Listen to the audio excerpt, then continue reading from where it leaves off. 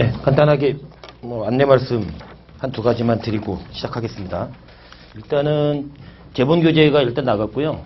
지금 시행령이라든지 이런 게 좀 덜 나와서 아마 정식 교재는 조금 2주 정도요. 아마 그 정도 걸려야 나올 것 같고, 두 번째는 우리가 이제 수업 순서를 먼저 좀 말씀드릴게요. 부가가치세법이 좀 먼저 진행이 될 거고요. 그리고 국세기본법, 국세징수법, 그리고 소득세법, 법인세법, 그리고 나머지 이런 순서로 좀 진행이 될 겁니다. 참고하시고요. 그 다음에 수업을 할 때 우리가 이제 객관식 책이 너무 두꺼워지면 좀 문제가 있으니까 이 앞에 내용이 좀 요약이 돼 있어요. 근데 우리가 좀 부족하다 싶거나 그런 부분은 제가 법전을 긁어다가 이렇게 출력해 가지고요. 좀 보완할 수 있는 부분은 좀 보완을 해서 말씀을 좀 드릴 거예요. 그래서 오늘도 아마 핸드아웃이 2개가 나갔을 겁니다. 그 중에 하나가 시행령까지는 그거를 이렇게 긁어다가 붙여드리면 너무 많을 것 같아서 그냥 부가가치세법만 긁었어요. 오늘 할 부분이요. 근데 거기에 올해 좀 개정되는 부분들이 있습니다. 지금 개정된 부분과 관련한 것도 수업 시간에 우리가 섞어서 소개를 좀 해드릴 테니까 그렇게 항상 갖고 다니시면서 참고하시고요. 그 부분. 그리고 문제를 지금 우리가 책에 있는 문제 말고 제가 따로 좀 이렇게 몇 문제 매주 나눠드리지는 못하고 아마 2, 3주에 한 번씩 이렇게 좀 나눠드릴 거예요. 그러면 이제 복습하시거나 그럴 때는 내용 위주로 보지 마시고요. 우리가 객관식 책에 있는 문제 그리고 나눠드린 문제 위주로 하시고 그 문제 복습할 때 푸실 때 좀 안 풀리거나 이해가 안 되거나 그런 부분을 좀 찾아서 그 부분을 좀 보완하시는 그런 형태로 조금 해주셨으면 좋겠고요. 그게 자, 그 정도 말씀드리고요. 바로 좀 시작을 하죠. 자, 부가가치세법부터 보겠습니다. 우리 시험에 9문제 정도 출제됩니다. 9문제 정도 출제가 되는데 일단은 686페이지 볼게요. 685페이지는 참고하시고 제가 전체적으로 그 칠판을 통해 가지고 좀 요약 정리를 좀 해드릴게요. 자세할 수는 없고요. 일단은 그냥 전체적인 틀 요약해 가지고 가볍게 정리만 좀 하겠습니다.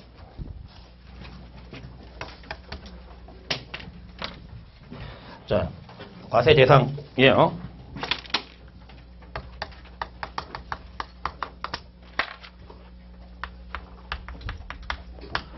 자, 우리 현재 부가가치세법은 과세 대상을 3가지로 규정을 하고 있어요. 첫 번째는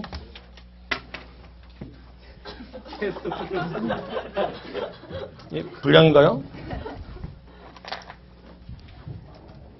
물 먹었나 본데 이거? 문필들이?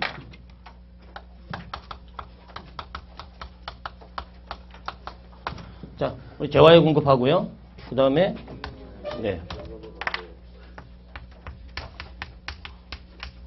용역에 공급하고 재화의 수입입니다.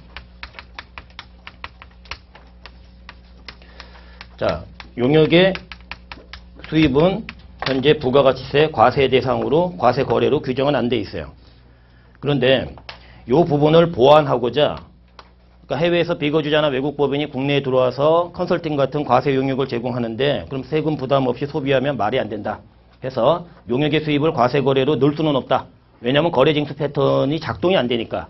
그러나 세부담 없는 소비는 안 된다 해서 보완하는 제도가 이제 대리납부 제도가 있는 거예요. 그러니까 해외에서 들어와서 컨설팅 해주는 비거주자 외국법인이 공급자인데 걔를 대신해서 소비자가 공급받는 자가 세금을 내는 제도. 그게 대리납부점. 그러니까 대리납부라는 거는 우리 부가가치세법에 2가지 제도가 있어요. 원래 공급자가 납세무자예요. 돈 받는 자가. 그런데 그 자를 대신해서 공급받는 자가 내는 게 대리납부제도예요. 그래서 첫 번째가 사업양수인의 대리납부가 있어요. 원래 사업양도인이 돈 받는 거죠. 근데 이제 사업양수인이 대신 걔를 대신해서 내주는 제도. 그거 하나 있고 그거는 요거하고 좀 관련은 없고 또 하나가 비거주자 외국법인이 국내에 과세 대상 용역 등을 제공할 때 그들이 국내에 사업장이 없는 경우가 일반적이니까 그 소비하는 자가 대신 그들을 대신해서 국가에 내게 하는 제도. 이게 대리납부 제도가 있고요. 이건 나중에 한번 좀 자세히 좀 보시고요. 자, 근데 지금 과세 대상이 현재 이렇게 3가지로 구성이 되어 있다. 그렇다고 용역의 수익과 관련해 갖고 아예 세금 부담을 안 하는 건 아니다. 좀 그렇게 좀 말씀을 드리고. 자, 이제 그러면 여기서 납세무자요. 부가가치세법상 납세의무자는 요게 이제 공급이 이루어지는 거죠. 이렇게 팔 때는 사업자다. 이렇게 표현을 해요. 부가가치세법상 사업자는 과세사업자를 의미하는 거죠. 그러니까 이따가 우리가 법전 긁어다가 지금 나눠드린 거 갖고 확인하겠지만 그냥 사업자 이렇게 표현을 합니다. 그런데 부가가치세법상 사업자라 그러면 우리는 뭘로 해석을 하시냐면 과세사업자로 이렇게 해석을 하셔야 돼요. 과세사업자로. 그런데 우리가 이제 과세사업자가 아니면 반드시 면세자를 붙여주는 거예요. 면세사업자라고. 그러면 그들은 부가가치세법상의 사업자가 아니니까 납세의무자가 아닌 거죠. 그렇죠? 그런데 과세사업자는 정식으로 과세가 되는 게 우리 일반 과세자고요. 간편하게 세금을 내게 하는 자가 이제 간이과세자죠. 그렇게 구성이 돼 있고 여기에 면세사업자는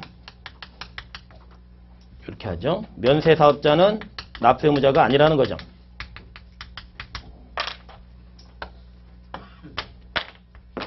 이게요. 자, 그런데 겸용사업자는 과세되는 부분이 있죠. 그러니까 그 부분에 대해서는 대한민국 정부에 갖다 낼 의무가 있다 해서 겸용사업자는 과세사업자에 포함시키는 거고. 그렇죠? 그런데 이 부분은 굉장히 중요한 의미가 있죠. 왜냐하면 우리 국세청에 이제 사업자 등록을 해야 돼요. 과세관청이 지금 관리를 해야 되는데 사업자 등록을 2번 시키지는 않는다. 국민들 불편하게 해갖고 짜증나게 하면 또 협력하지 않고 그러면 이제 문제가 되니까 지금 면세사업자라면 소득세나 법인세법상의 사업자 등록만 하면 돼요. 그렇죠? 그 다음에 우리가 이렇게 단순 과세사업자라면 부가가치세법상의 등록만 하면 되죠. 그럼 과세와 면세를 같이 하는 겸용사업자는 소득세법상 등록도 하고 부가세법상 등록도 해야 되느냐? 아니다. 너는 지금 부가가치세법상의 과세사업자에 넣어놨으니까 겸용사업자. 그러니까 너는 부가가치세법상 사업자 등록만 하면 된다는 거죠. 지금 그렇게 연결이 되고. 자, 재화의 수입이에요. 이 수입과 관련한 부분은 공급자가 아니라 공급받는 자입니다. 그렇죠? 물론 그걸 수입해서 판다면 다른 자한테 받아내면 되는 거고 자기가 최종 소비자라면 지가 세금 부담해야죠. 그러니까 얘는 사업자일 필요가 없다 해서 우리는 부가가치세법에 뭐라고 표현되어 있냐면 재화의 수입자다. 이렇게 표현이 되어 있어요. 이게 자, 재화의 수입자다. 이건 사업자 불문이라는 거죠. 그러니까 사업자 불문이라는 거는 사업자는 납세 의무를 안 진다는 의미는 아니고 사업자도 지는 것이고 사업자가 아닌 자도 지는 것이고 과세 대상인 걸 수입을 했을 때요.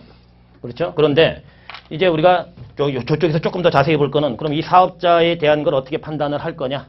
그 얘기는 조금 이따 더 보시고 그 다음에 우리가 이제 납세제요. 자, 이제 납세제는 어떻게 끌고 갈 거냐? 자, 이런 자들이 신고서를 꾸며라. 놈 빼고. 자, 네가 신고서를 꾸미는데 납세제는 어떻게 할 거냐? 일단은 과세 단위로 끌고 가죠. 원칙이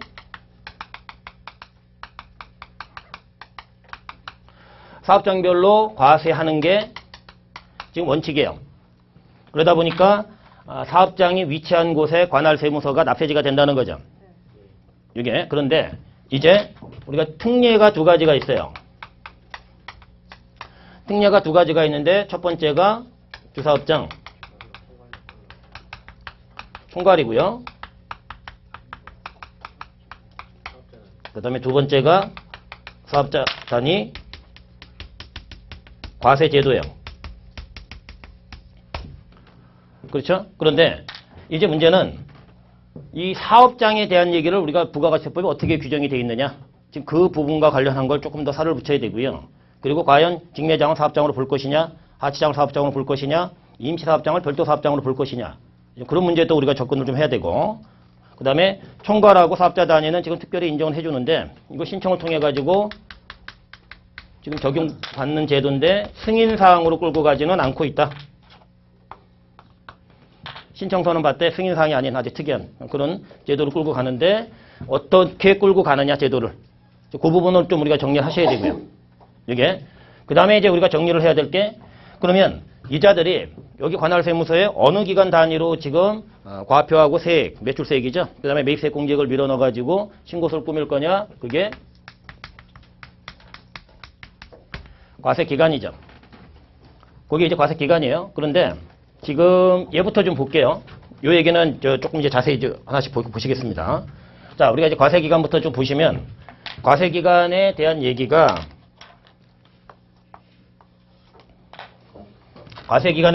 첫 번째가 계속사업자예요. 근데 계속사업자는 일반 과세자 있고 저기 간이 과세자 있으니까 일반 과세자는 1년을 둘로 나누겠다. 그래서 상반기가 1기고 하반기가 2기고 간이 과세 너는 영년과세 원칙을 쓰겠다. 그래서 1월 1일부터 12월 31일 요건 생략하겠습니다. 그 정도로. 이건 안 나오겠죠? 그게 우리 세무사 시험에 나올 정도로 허접한 시험이 아니죠? 그렇죠? 예, 그러니까 그냥 그런 거가 보다 하는 거고 문제는 여기부터죠. 자, 이제 신규 사업자예요. 왜냐면 이제 공급자가 사업자잖아요. 얘는 사업자일 필요가 없으니까 과세기간 자체가 필요 없어요. 들어올 때 세관한테 돈 주고 들어오면 되니까. 그렇죠? 그러면 지금 사업자가 이제 장사를 처음 시작한다 그러면 둘로 나누자고 했어요. 사업 개시 전 등록 신청을 했다는 표현이 있느냐? 사업 개시 전 등록 신청을 했다는 표현이 없느냐? 자, 이런 건데 만약에 사업 개시 전에 사업자 등록 신청한 표현이 없다 그러면 사업 개시로부터 갈 수밖에 없지 않느냐? 그러나 사업 개시 전에 사업자 등록을 신청을 해서 사업 개시 전에 발생한 매입세액을 공제받을 수 있게 하려면 그때는 등록 신청일부터 시작이 돼야 되는 거 아니냐? 그렇죠? 그래서 신규 사업자 얘기가 나오면 사업 개시 전에 사업 개시 전에 등록이 지금 돼 있는가? 사업 개시 전에 등록 신청이 안 돼 있는가? 그렇게 보셔서 이때는 등록 신청이 돼 있으니까 어떻게 해요? 스타트하는 게 등록 신청일부터다. 그렇죠? 스타트하는 날짜가 중요해요. 신규 사업자는. 폐업자는 그 폐업일 쪽난 날짜가 중요한 거고. 그렇죠? 그래서 얘는 등록 신청일부터. 그리고 당연히 뭐 과세기간 종료일까지겠죠. 그거야. 그런데 사업 개시 전에 등록 신청을 안 했을 땐 사업 개시일부터. 사업 개시일부터. 과세기간이 시작되는 것. 그렇죠? 자, 세 번째요. 자, 이제 폐업자예요. 자, 이제 폐업자는 얘는 과세기간이 폐업일까지라는 거죠. 왜냐하면 폐업한 이후에는 사업자가 아니고 그렇다면 거래징수에서 국가에 넣어줄 의무도 없어야죠.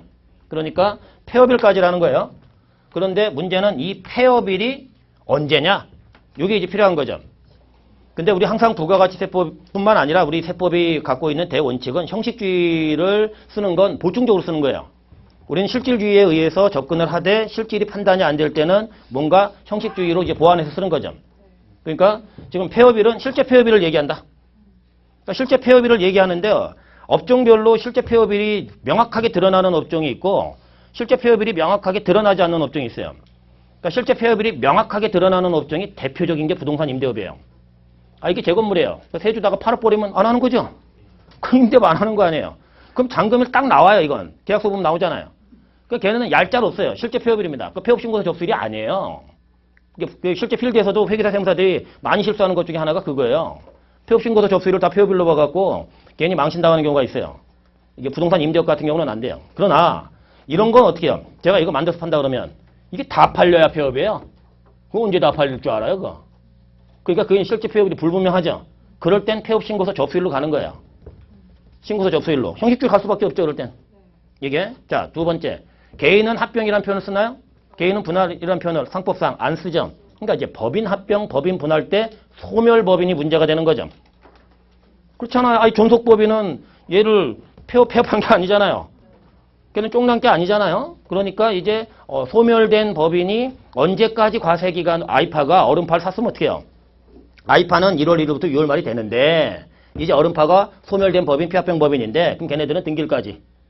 분할로 소멸된 법인도 등기일까지로 간다는 거죠. 합병이나 분할은 언제까지요? 등기일, 합병 등기일, 분할 등기일. 그게 그렇게 우리가 이제 보시면 되고요. 그래서 이제 폐업의 경우는 이 폐업일을 조심하는데 다만 하나 더 조심할 게 이 경우에요. 사업개시 전 등록 신청을 했어요. 사업개시 전 등록 신청을 했는데 얘가 실적이 없는 거예요. 6개월 이상이요. 그걸 이제 우리 부가가치세법에서는 이제 밖에서는 이제 무실적자다. 이렇게 표현을 해요. 그러면 과세관청이 직권 폐업을 시키는 제도가 있다는 겁니다. 네가 사업계획서 등록 신청을 했다? 그런데 6개월 이상 실적이 없어? 그러면 그 6개월이 되는 날 있죠? 그날 너는 사실상 사업을 시작하지 않게 되는 걸로 보겠다. 그날이 폐업 의제일이다. 그 6개월이 되는 날이. 그렇게 이제 폐업 의제일도 있다는 거죠, 이게. 그러니까 폐업으로 보는 날만 있는 게 아니라 폐업 의제일도 있다는 거죠. 네. 근데 이게 무실적이 폐업 의제일이 되는데 몇 개월 이상 실적이 없을 때요? 6개월이에요. 6개월 이상 실적이 없다면, 이게 근데 폐업 의제일은 우리가 이제 강학상 쓰는 표현이지, 법률 용어는 이제 뭐라고 표현하냐면 사실상 사업을 시작하지 않게 되는 날. 근데 그럼 정확하게 그날이 언제인데 6개월이 되는 날. 그렇게 이제 표현을 합니다. 이게 지금 그렇게 우리가 이제 보시고요. 자, 폐업과 관련한 부분이었고요. 자, 이제 네 번째입니다. 네 번째는 우리가 이제 간이과세를 포기하는 거예요. 간이 포기해요. 간이를 포기하면 이제 어디로 간다는 얘기예요? 일반으로 간다는 얘기죠. 근데 이거는 우리가 강제적으로 우리가 바뀌어야 되는 게 아니라 어떻게 해요? 본인이 간이과세를 누릴 수 있는데 그 부분을 포기하고 버리고 좀 세금 더 내는 일반과세로 가는 거죠. 그렇죠? 그러니까 이건 강제성을 띠는 게 아니라 임의성을 띠는 본인의 선택사항이에요. 간이과세자에. 근데 이제 우리가 일반과세 포기는 없어요. 그렇죠?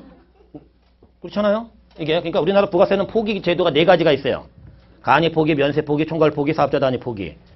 근데 간이를 포기하면 일반으로 가야 되고, 면세를 포기하면 과세로 가야 되고, 총괄을 포기하면 사업장별로 가야 되고, 사업자 단위를 포기하면 총괄이나 사업장별로 가야 돼요. 좀 불편한 걸로 갈 때만 쓰는 표현이 포기입니다. 그래서 우리 세법은 이 부분에 대해서 과세관청한테 승인권을 주지 않습니다. 자기가 불편한 대로 가겠다는데 그걸 못해 이렇게 하진 않아요. 그러니까 포기 제도가 나오면 승인권은 없다, 과세관청에. 그렇게 보시고요. 자, 그러면 간이과세를 포기를 할 때 우리가 과세기간을 어떻게 적용할 거냐 이건데, 지금 간이로 사업자 등록이 되어 있는 상태죠. 간이로 사업자에 등록이 되어 있는데 포기라는 의사표시를 세무사 와가지고 원칙적으로 세무사 와서 간이과세 포기신고서를 내야 돼요. 그렇지 않으면 과세관청이 어떻게 알아요? 그렇죠? 그런데 포기신고서를 언제까지 지금 내게 돼 있냐면 전달 말일까지 내게 돼 있어요. 일반과세를 적용받고자 하는 달에 전달 말일까지. 그러니까 내가 11월 1일부터 일반과세를 적용받고 싶다 그러면 10월 말까지 간이과세 포기신고서가 접수가 돼야 돼요. 이게 들어가야 됩니다. 그런데 동일인이에요, 홍길동. 그러면 간이과세자하고 일반과세자는 계산 구조 자체가 틀려 먹었어요. 세금 내는 금액 자체가 달라요. 심하면 간이과세자는 일반과세자의 20분의 1밖에 안 됩니다. 이게 그러니까 엄청나게 세금 부담이 지금 적게 되는 게 간이과세자입니다. 그러다 보니까 동일인이라도 1년이라도 쪼개서 간이과세자의 과세기간과 일반과세자의 과세기간을 나눠서 쓸 수밖에 없다. 그러면 이제 간이과세를 포기한 사람이 간이과세를 적용받는 과세기간은 언제까지냐? 개시일부터 되겠죠? 1월 1일부터 언제까지가 되느냐? 포기신고일이 속한 달의 말일이라는 거죠. 그러니까 만약에 10월 27일 날 포기신고를 했으면 어떻게 해요? 10월 31일까지라는 거예요. 그렇죠? 포기신고일 속한 달의 말일이고요. 포기신고일까지 아니에요. 출제자들 그런 거 갖고 장난칩니다. 이게 그러면 일반 과세자로서의 과세기간은 얘는 종료일까지겠죠? 이 앞에가 중요한 거죠. 그러니까 포기신고일이 속한 달에 다음 달 1일부터죠. 즉 10월 27일 날 포기신고했으면 언제부터 일반과세예요? 11월 1일부터예요. 그러니까 포기신고일자를 넣어가지고 다음 달 1일부터 그 포기신고일이 다음 달 1일이 속한 과세기간 종료일까지 이렇게 되는 거죠. 예, 그러니까 포기신고일 다음 달 포기신고일이 속한 달에 다음 달 1일이에요. 정확하게 이따가 우리가 나눠드린 핸드아웃 갖고 한번 확인해 보죠. 자, 포기신고일이 속한 달에 다음 달 1일이에요. 또 말장난 많으니까 포기신고일이 속한 달의 1일부터 이렇게 또 장난치는 거죠. 그게 집중해서 집중해서 보시고요. 그 다음에 다섯 번째요. 자, 이번에는 과세 유형 전환입니다.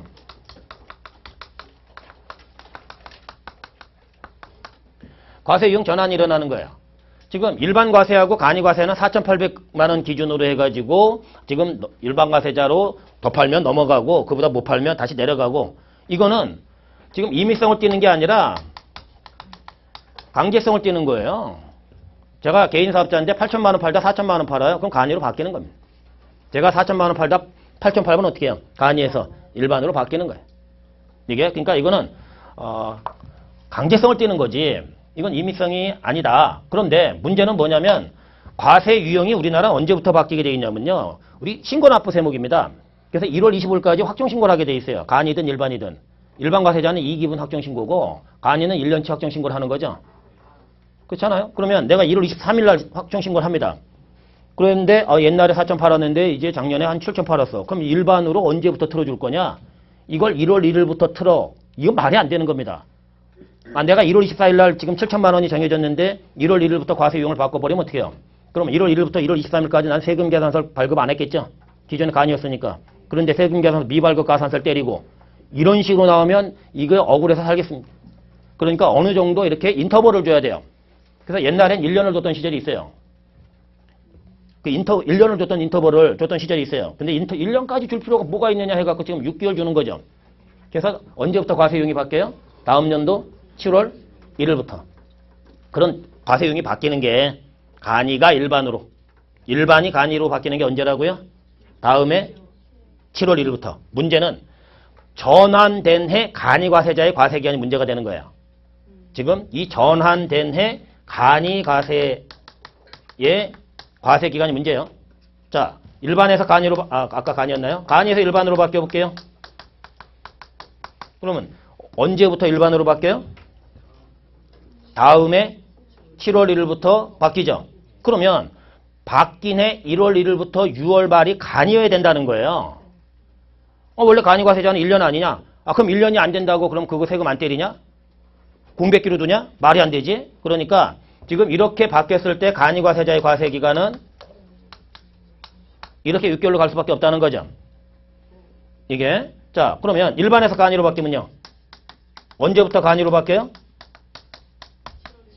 7월 1일부터 바뀌죠. 그러면 내년도 1월 1일부터 12월 말까지 간이 해주면 되잖아요. 그러면 변경된 해 7월 1일부터 12월 말이 공백기가 생기죠. 어쩔 수 없지 않느냐. 그럼 변경된 해 간이 과세자의 과세기간 하반기로 6개월로 갈 수밖에 없지 않느냐. 그러니까 7월 1일부터 12월 말까지 간이 과세자의 과세기간이 6개월이 돼버리는 거죠. 어쩔 수 없다. 그러니까 지금 이게 어느 해 얘기하는 거예요? 변경된 해 간이 과세자의 과세기간이 문제가 되는 거죠. 그렇죠? 자, 해서 과세기간은 요게 다예요. 여기까지 다니까 그 부분 조심을 좀 해주시고요. 자, 납세 의무자부터 다시 한번 좀 보죠, 이제. 자, 이제 우리가 납세 의무자예요. 근데 이제 수입자는 필요 없고요. 수입자는 뭐 사업자 여부 불문하는 거니까 걔는 필요가 없고 지금 우리가 이제 사업자 얘기를 하는 거죠. 이제 사업자인데 납세 의무자가 사업자다. 이렇게 나오면 과세 사업자라고 우리가 해석을 해야 되겠구나. 자, 그런 거죠. 그러면 첫 번째는 사업자 등록이 돼 있다. 사업자 등록이 안 돼 있다. 아까도 얘기했지만 어떻게 했어요? 우리는 형식주의를 취하는 게 아니라 실결주의를 쓴다는 거예요. 그러니까 사업자 등록이라는 건 형식적인 거죠. 그렇죠? 사업자 등록을 나 이거 서초동에서 이런 가게 할게. 알았어. 번호는 이거야. 서로 간에 이런 커뮤니케이션 일 뿐입니다. 그거 사업자 등록을 안 하면 납세의무자가 아니고 사업자 우리가 등록이 꼭 돼야만 납세의무자로 본다. 그게 형식주의예요. 이게 그러니까 사업자 등록이 돼 있으면 본인이 사업자임을 표시한 거죠. 그러면 그때는 뭐 사업자로 봐요. 근데 사업자 등록이 안 돼 있을 때는 어떻게 할 거냐 그러면 사업자가 아니라면 누가 사업자 등록을 하고 가게 하려고 그러겠어요. 이게 귀찮아 죽겠는데 부가가치세.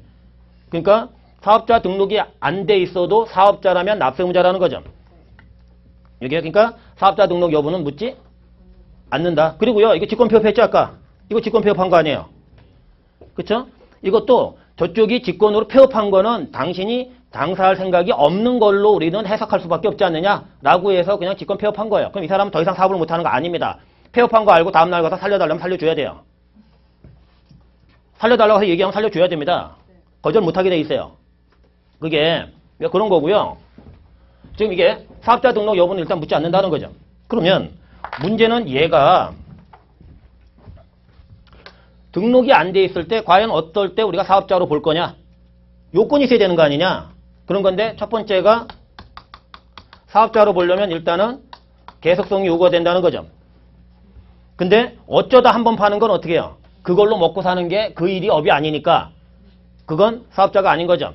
그렇죠? 그래서 우리 부가세 기본 통칙에 있는 얘기가 심해 나올 수 있는데 농민이 중요한 게 아니고 일시적으로 토사석을 팔아먹었다 얘기가 나와요. 그럼 어떻게 해요? 계속성 요건이 깨졌다 이거죠. 토지를 파는 게 면세지 흙 퍼다 파는 건 과세예요.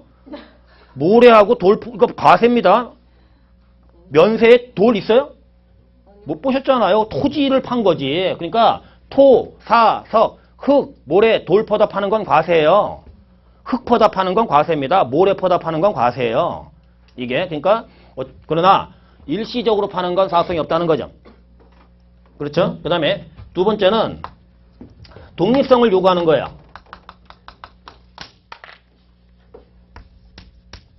그러니까 예로 나오는 건 이제 용역에 공급해서 이제 자꾸 근로자 얘기 나오는 거죠. 근로자가 무슨 독립성이 뭐 있느냐? 종속성이지. 그러니까 근로 용역을 제공하는 건 용역의 공급으로 보지 않는 거죠. 그렇죠? 그 다음에 가장 중요한 문제는 영리성은 불문한다는 거죠. 이제 가장 중요한 건 영리성은 불문한다는 거죠. 왜 이게 불문이 중요하냐면 우리 법인세에서는요. 비영리법인 뭐만 때려요? 수익사업만 때립니다.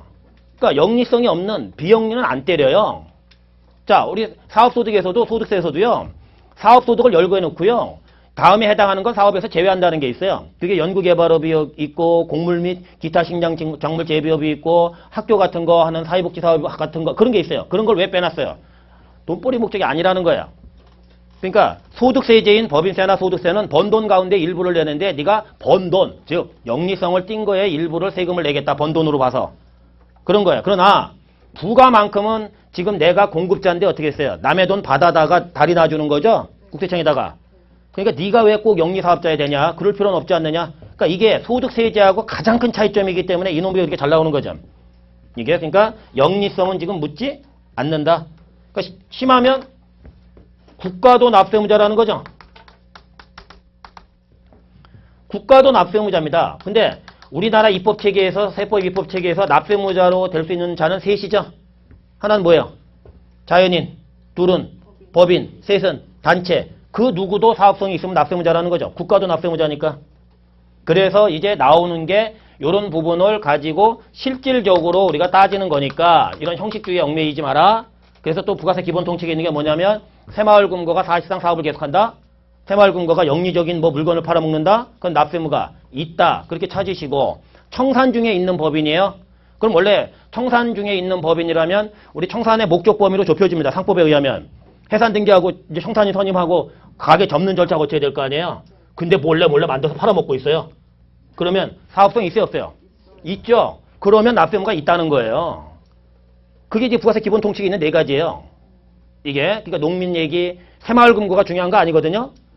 장사를 하고 있다면 납세무가 있다는 게 중요한 거지. 그리고 청산 중에 있는 게 뭐가 중요하냐? 걔가 그러면 청산 중에 있는 법인한테 물건 사는 사람은 세금 안 내고 소비할 수 있으면 청산 중에 있는 법인, 가봐 해산 등기한 법인, 어떻게 아이파 해산 등기해서 나한테 팔아 이렇게 하겠죠? 말이 안 되는 거죠. 이게 그렇게 우리가 이제 끌고 가는 거다. 자, 그래서 등록 여부 불문이죠. 그 다음에 또 하나는 거래 징수 여부도 불문이라는 거죠. 왜? 의무자예요. 의무자인데 얘가 거래 징수를 안 했으니까 나는 못 내겠다 그러면 어떻게 해요? 안 하죠. 제재가 없으면 오히려 가산세까지 두드려 맞는 거죠. 뭐 했니? 하고. 아니 거래 징수를 안 했다는 얘기는 세금 계약 끊어줬을까 안 끊어줬을까요? 미발급 가산세 두드려 맞고 매출 누락 걸려가지고 박살 나겠죠. 그렇잖아요. 매출세액대로 토해내고 이건 뭐 그렇잖아요. 그러니까 거래 징수 여부나 사업자 등록 여부는 묻지 않는다는 거죠. 그렇죠? 그렇게 해서 우리가 납세무자를 조금 판단하실 수 있어야 되겠고요. 자, 이제 납세지죠. 자, 납세지인데 사업장 얘기를 좀 해보죠. 사업장별 과세 원칙은 사업장이 지금 중요한 얘기가 되고 납세지가 되니까 관할세무서가 총괄 납부에서도 사업장 얘기가 나오는데 거긴 특이하게 주자 붙은 주사업장 얘기 하나 더 나오는 거고 사업자 단위 과세 사업장에, 과세제도에서는 사업자 단위 과세 적용 사업장이라는 게 하나 더 나오는 것 뿐이죠. 그러면 일단 우리가 이제 사업장이라는 게 뭐냐 이건데 일단은 고정된 장소예요. 거래가 전부만 이루어지는 게 아니라 일부만 이루어져도 되고. 그 다음에 두 번째는 우리가 길바닥 다니면 이렇게 간판 걸고 가게 하시는 데도 있어요. 그런 데들은 그것이 사업장이에요. 그런 건 논란의 여지가 없죠. 아니, 간판 걸고 길바닥에서 장사하는데 그거 어떻게 도망가요? 근데 이제 문제는 이제 구체적으로 규정이 필요한 것들이 물건 만드는 데 있고 파는 데 따로 있고 계약서 쓰는 곳은 본사인데 공사 현장은 저 천안이고 뭐 건설업이라든지 부동산 임대 여기서 계약서 쓰는데 내 부동산은 저 부산 해운대에 있는데 거기서 한 달에 이렇게 월세 받고 있고 여기는 어디를 납세지로 볼 거냐 이런 부분이 필요하니까 그걸 부가가치세법에 구체적으로 두기 시작하는 거죠. 이게 그러면 우리가 접근할 거는 일단은 뭐냐면 과연 계약서 쓰는 곳을 납세지로 할 거냐 아니면 현장 필드를 납세지로 할 거냐. 우리 부가가치세법이 이 법이 어떻게 되어 있느냐. 지금 그건데 첫 번째 광업은 어디로 되어 있나요? 그 탄광이 위치한 곳이 아니라 광업사무소 소재지니까 계약서 쓰는 곳이에요. 이게 우리 부가가치세법이 택한 게. 그래야 납세 관리가 편하죠. 아 1광구 접었더니 폐업신고하라 그러면 말인 2광구 가면 또 야 귀찮잖아요. 납세 관리가 불편한 거예요. 현장을 택하면. 이게 그러니까 광업사무소 소재지로 가는 거죠.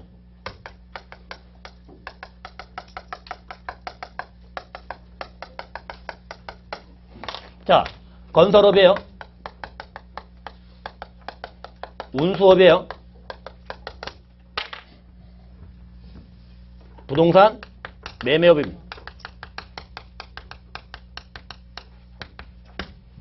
자, 건설업이에요. 운수업이에요. 부동산 매매업 얘는 세트로 묶어 다녀라 이렇게 한번 기본 이론 수업 때 말씀드렸던 적이 있을 거예요. 그쵸? 여기는 필드예요. 계약서 쓰는 곳이에요. 가슴이 아프네요. 필드라뇨. 계약서 쓰는 곳이었죠. 공사 현장 아니라고 했잖아요. 그럼 수원공사 현장 접으면 폐업 신고합니까? 용인 건설 현장 접으면 폐업 신고하고 그러니까 짜증나니까 그렇게 하면 그러니까 얘가 법인이라면 법인의 등기부상 소재주를 한 거죠. 그러니까 여기가 지금 아이파 건설이에요. 그럼 여기서 계약서 쓰고 천안 가서 공사하고 저 수원 가서 공사하고 용인 가서 공사하면 여기가 지금 납세지지 천안이고 용인이고 수원이 아니라는 거죠. 자, 법인의 등기부상 소재지.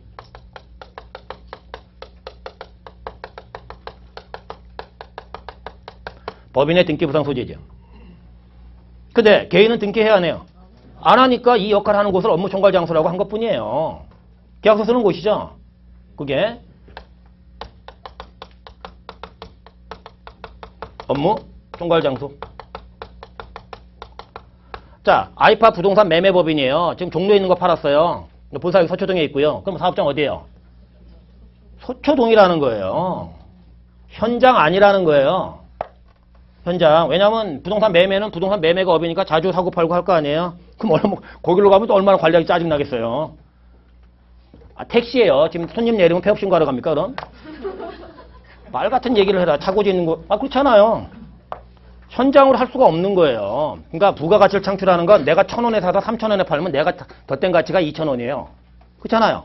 그러면 화이트 칼라하고 블루 칼라가 힘을 합쳐서 창출하는 겁니다. 계약을 따와야 만드는 거고 그렇잖아요. 계약을 못 따면 누가 만들어? 그 조선도 힘들잖아요. 요새 대한민국.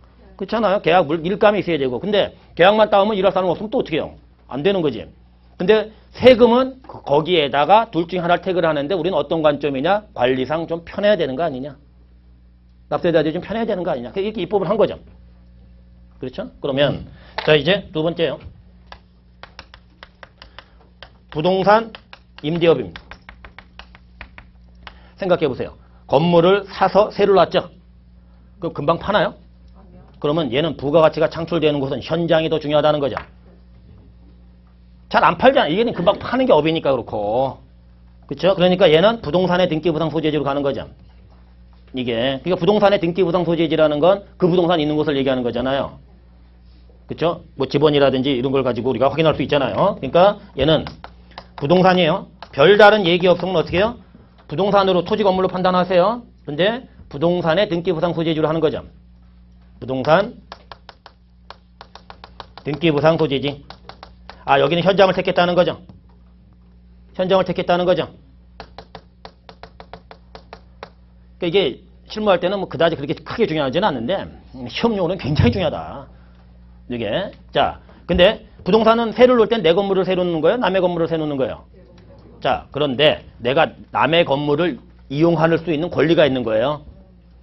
전세권이라든지 남의 부동산을 이용할 수 있는 권리가 있다고요. 부동산상의 권리. 이건 내 거니까 이건 내가 세를 주면 되고 그거는 이제 건물주 도움 얻어갖고 허락받고 세를 놔야죠. 전대라든지 이런 거 한다는 얘기예요. 아니면 전세권을 세를 놓는다든지 빌려준다든지 그게 부동산 권리죠. 근데 지부동산이 아닌데 어떻게 부동산 등기부상 소재지로 가요? 그 건물주 따로 있는데. 그러니까 얘는 업무 총괄 장소를 쓴다는 거죠. 업무 총괄 장소다.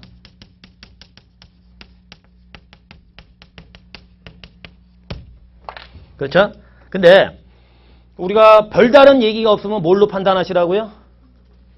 그냥 부동산으로 놓고 판단하시는 거예요.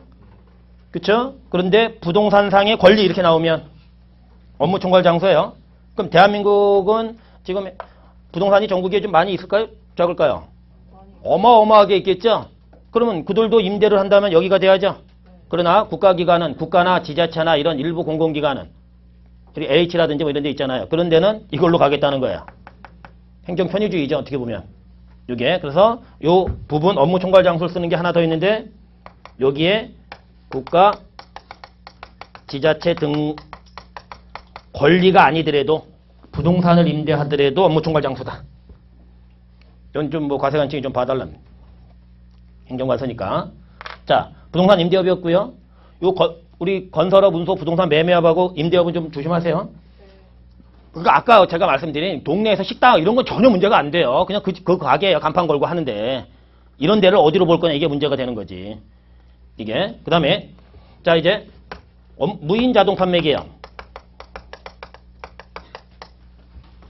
무인 자판기예요.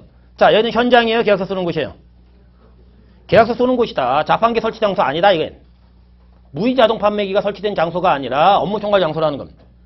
이거는 자동 판매기가 설치된 장소로 가버리면 다 간이로 빠져나갈 수도 있다는 거죠. 그렇죠. 그러니까 얘는 업무 총괄 장소다. 업무 총괄 장소요. 자, 다만 우리가 하나 좀 조심을 할 게 또 하나가 제조업이에요. 제조업 얘도 애매할 수 있죠. 그렇죠? 근데 우리 부가가치세법이 택한 데는 어디예요? 완성되는 장소를 택했다는 거죠. 최종 제품 완성 장소. 그렇죠? 최종 제품 완성 장소. 자, 그런데 최종 제품이 완성이 돼야 돼요. 그러니까 이제 최종 제품이 완성이 안 되는 곳은 우리 제조업과 관련한 사업장이 아니라는 거죠. 그렇잖아요? 그러면 만약에 보세요. 제가 이 마이크를 만드는 아이파인데 이쪽에서는 마이크 선을 만들고 있어요. 그래서 걔 갖고 와서 이쪽 여기 이쪽 우리 공장에다가 이걸 껴갖고 이제 마이크 이렇게 파는 거예요. 그럼 거기 이 선은 최종 제품이 아니에요. 아니죠. 그러니까 얘는 제조업과 관련한 사업장이 아니에요. 그 다음에 지금 다른 내 부가 창출 과정에 선을 옮겨갖고 좀 조립을 하고 있죠. 이것도 과세거래가 아니라는 거죠. 사업장 간 이동이 아니잖아요. 지금 내 거의 이동이지. 그렇죠? 그러나 사업장 간의 이동이 되면 다를 수가 있죠. 판매 목적이 들어가기 시작하면 간주 공급이 들어갈 수 있다고요. 이게 그런데 어쨌든 최종 제품 완성 장소예요. 그런데 문제가 되는 거는 이 최종 제품 완성 장소로 우리가 안 보는 게 세 군데가 있어요. 부가가치세법이 개별소비세법 규정 때문에 어쩔 수 없이 둔 게 있었다. 우리가 단순하게 포장만 한다든지 충전만 한다든지 단순하게 기름만 담아두는 곳 저유소라고 그러죠. 거기를 개별소비세법과 무관하게 우리는 사업장으로 보지 않겠다 이거죠. 그래서 충전, 포장, 예, 저유소. 요거 개별소비세 예전에 말씀드리면서 아마 좀 했을 거예요. 이렇게. 자, 요렇게 우리가 지금 보고 있고요. 근데 사업장 조금 더 보시면 이제 여기 보세요. 이렇게 정해진 데들 있죠? 다른 곳을 사업장으로 신청할 수 있느냐? 있다는 거예요. 그런데 얘만 안 된다는 거죠. 얘만 다른 곳을 신청할 수 없다는 겁니다. 왜요? 자판기 설치 장소로 신청할까 봐. 예, 그래서 간이로 빠져나갈까 봐. 아예 원천에 봉쇄시킨 거죠. 얘는 다른 장소 신청 불가다. 그러니까 요 장소 말고 다른 곳을 신청할 수 없다는 거예요. 다른 장소 신청 불가. 자, 이제 그렇게 보시고요. 자, 다시 옆으로 가죠.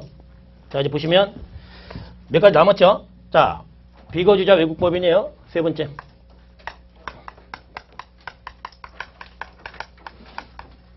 자, 우리 비거주자 외국법인은 어디에서 본인이 사업할 확률이 높나요? 자기네 나라죠. 그렇죠? 그렇잖아요. 그런데 우리 부가가치세가 그걸 과세관청이 과세권을 행사한다. 그럼 오버하는 거죠. 근데 문제는 뭐냐면 프랑스 사람 뿌랭땅이라는 사람이 파리에서 빵집 하는 거랑 대한민국에서 빵집 하는 거랑은 달라야 되는 거 아니냐 이거죠.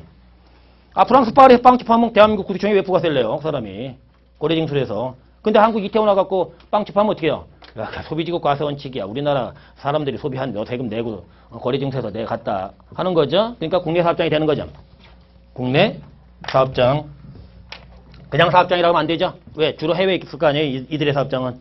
근데 한국에서 사업을 한다면 그러면 이 관할세무서가 납세지가 된다는 거죠.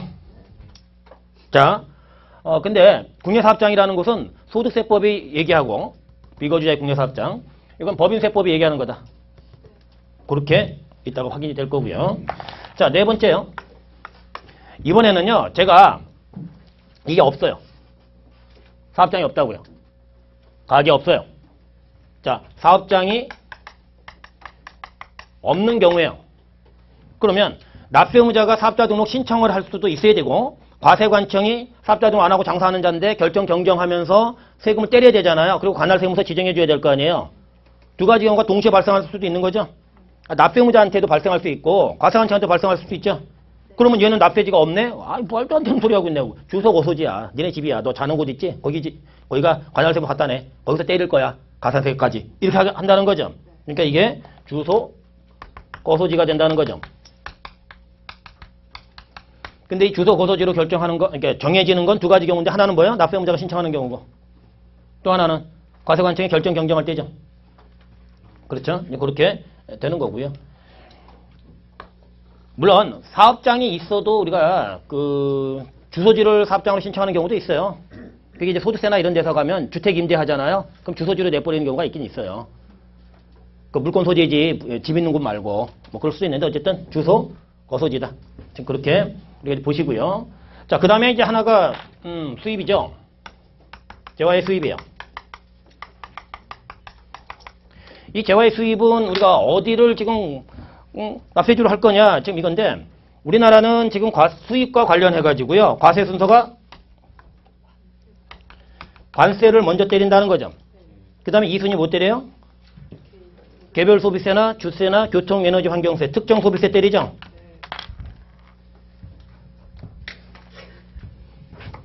자, 특정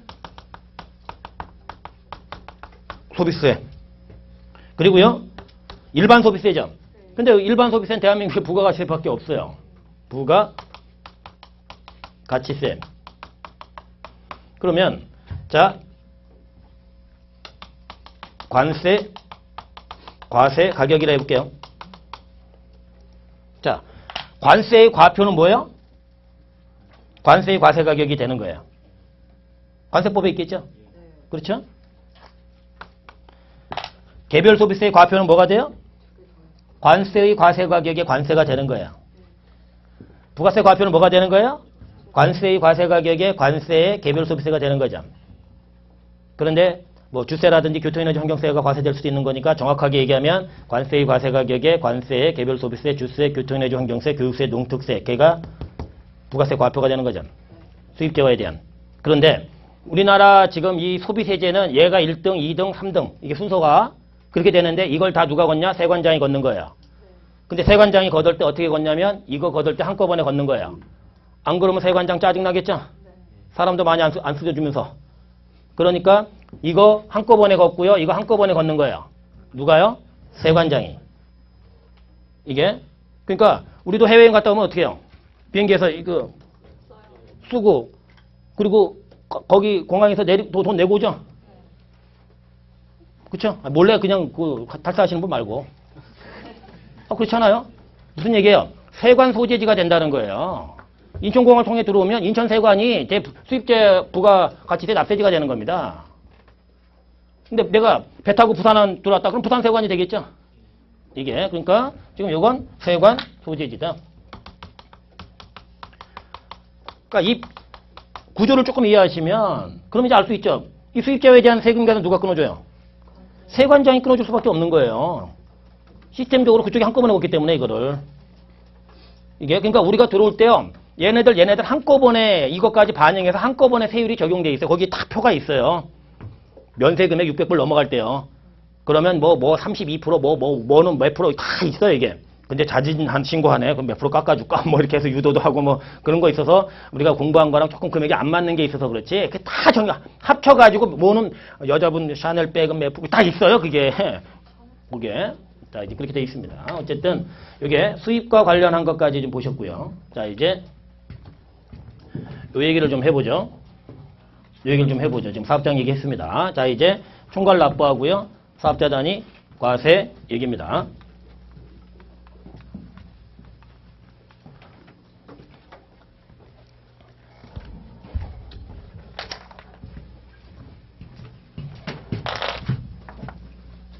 자, 우리가 사업장을 과세 단위로 할 거냐? 사업자를 과세 단위로 할 거냐?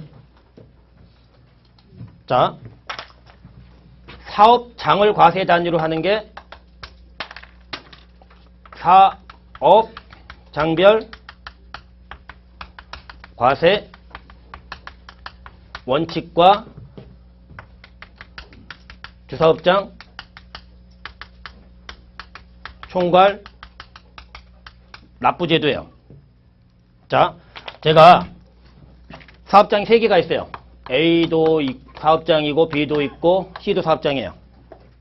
그러면 사업장을 과세 단위로 한다는 건 얘가 하나의 과세 단위가 되는 거예요. 다 내 거라도.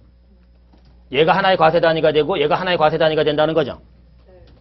그쵸? 그러면 자, 사업자 등록은 사업장별 과세 원칙에서는 어떻게 해요? 각 사업장별로 다 해야 된다는 거죠. 그러니까 결국 사업자 등록번호가 몇 개가 있어야 된다는 얘기예요? 3개죠. 그러면 세금 계산서를 주고받아야 될 거 아니에요? 그러면 A는 A번호로, B는 B번호로, C는 C번호로 주고받으라는 거죠. 그쵸? 근데 과세 단위가 사업장이라는 얘기는 가장 중요한 게 뭐냐면 신고서를 어떻게 꾸밀 거냐? 그건 A의 매출세액 따로 집계하고 A의 매입세액 공제액 따로 집계. 그랬더니 납부세액이야. 그럼 한 장 그렇게 꾸미고 B의 매출세액, B의 매입세액 공제액 따로 집계. 그렇게 해서 신고서 꾸몄더니 환급세액이고 그래 그렇게 따로 꾸미고 얘는 매출세액이 커. 그러면 납부세액이네. 따로 꾸미고 이렇게 한다는 거죠. 즉 신고서가 몇 장으로 작성이 돼야 돼요? 3장으로 작성이 됩니다. 그러면 지금 A, C는 납부를 해야 되고 B는 환급 신청이 들어가야죠. 그렇죠? 그게 납부 환급이에요. 그런데 서울, 부산, 광주라고 할게요. 서울, 부산, 광주고 세무서는 서울에 하나, 부산에 하나, 광주에도 하나 이렇게 가정하고 할게요. 그러면 지금 A는 신고서가 어디로 들어가요? 관할이 어디예요? 서울. B는 부산. C는 광주. 그러니까 결정, 경정, 관할도 서울, 부산, 광주 각 사업장, 관할, 세무서장이 될 수밖에 없다는 거죠. 이게 결정, 경정도 각 사업장이 될 수밖에 없다는 거죠. 그러니까 이게 소비세 논리에서는 가장 맞다고 보는 거죠. 국세청 입장에서는. 이게. 그런데 지금 문제는 뭐냐면요. 사업장을 과세 단위로 하는데 어느 경우가 짜증이 나냐면 지금 얘가 플러스 100이에요. 납부세액이요. 얘가 마이너스 200입니다. 얘가 플러스 100이에요. 퉁쳐보세요. 빵이죠. 자, 지금 3월달에요. 그럼 이제 4월달에 예정신고 해야죠. 자, 4월달에 이제 그럼 얘는 내야죠. 100 내야죠. 얘는 200 환급해달라고 환급 신청하죠. 그러면 이게 조기환급 대상이 아닙니다. 언제 환급 들어와요? 확정신고 기한으로부터 30일 내 들어오니까 8월 20일쯤 들어오죠. 그러면 4월달에 200 내고 8월달에 200을 돌려받습니다. 짜증나죠? 아니 사업장을 과세 단위로 하는 건 좋은데 예정 때 퉁쳐갖고 안 내게 하면 얼마나 좋아. 그런 게 필요해? 얘기해, 신청. 그러면 요거 하나는 한 군데서 몰아서 할 수 있게 해줄게. 그게 주사업장 총괄납부환급제도죠. 그러니까 얘가 각 사업장이고요. 여전히 사업자 등록증은 몇 개가 있어야 돼요? 그래서 그 번호로 다 주고받고 신고서 몇 장이 돼야 돼요? 3장이 돼야 됩니다. 온리 이제 납부서나 환급 신청만 한 군데서 한다는 거죠. 그래서 서울이라 하죠. 주사업장이. 서울. 그러면 이제 우리 주된 사업장 서울에다가 몰아서 내면 되죠. 자, 그러면 서울, 부산, 광주입니다. 결정경정 관할은 어디가 돼야 돼요? 여기는 돈만 들어오잖아요. 환급만 하는 거고. 그러니까 서울, 부산, 광주 신고서가 따로따로 들어가는 거죠. 관할이. 그러니까 결정경정 관할도 각 사업장이 될 수밖에 없죠. 그러니까 총괄납부제도의 핵심이 뭐냐? 사업장을 과세 단위로 하되 납부 환급의 편려만 준 제도예요. 그게 그러니까 얘가 각 사업장이 되는 거죠. 그죠? 그런데 이제 아니 뭐 귀찮게 뭐 이렇게 하니 이거 하나라도 하면 되지. 다 내 건데. 그래? 그럼 과세 단위를 사업자로 하면 되겠구나. A 네 거야? B 네 거고 C 네 거야? 그럼 이렇게 하는 제도를 둔 거죠. 이게 사업자 단위 과세 제도예요. 요새 ERP 깔려 있고 애지간하면 뭐 할만한데 전산 잘 돼 있고 하는데 뭘 저렇게 하니 귀찮게. 그게 사업자 단위 과세 제도입니다. 그러니까 이제 사업자 단위 과세 제도에 대한 부분이 사업자들 입장에서는 굉장히 편한 거죠. 그렇죠? 그러면 지금 사업자 등록을 어디만 내면 하나만 내면 된다는 거죠. 그렇죠? 그러면 거기를 이제 정확하게 이제 법률 용어는 뭐라고 하냐면 사업자 단위 과세 적용 사업장이다 이렇게 얘기합니다.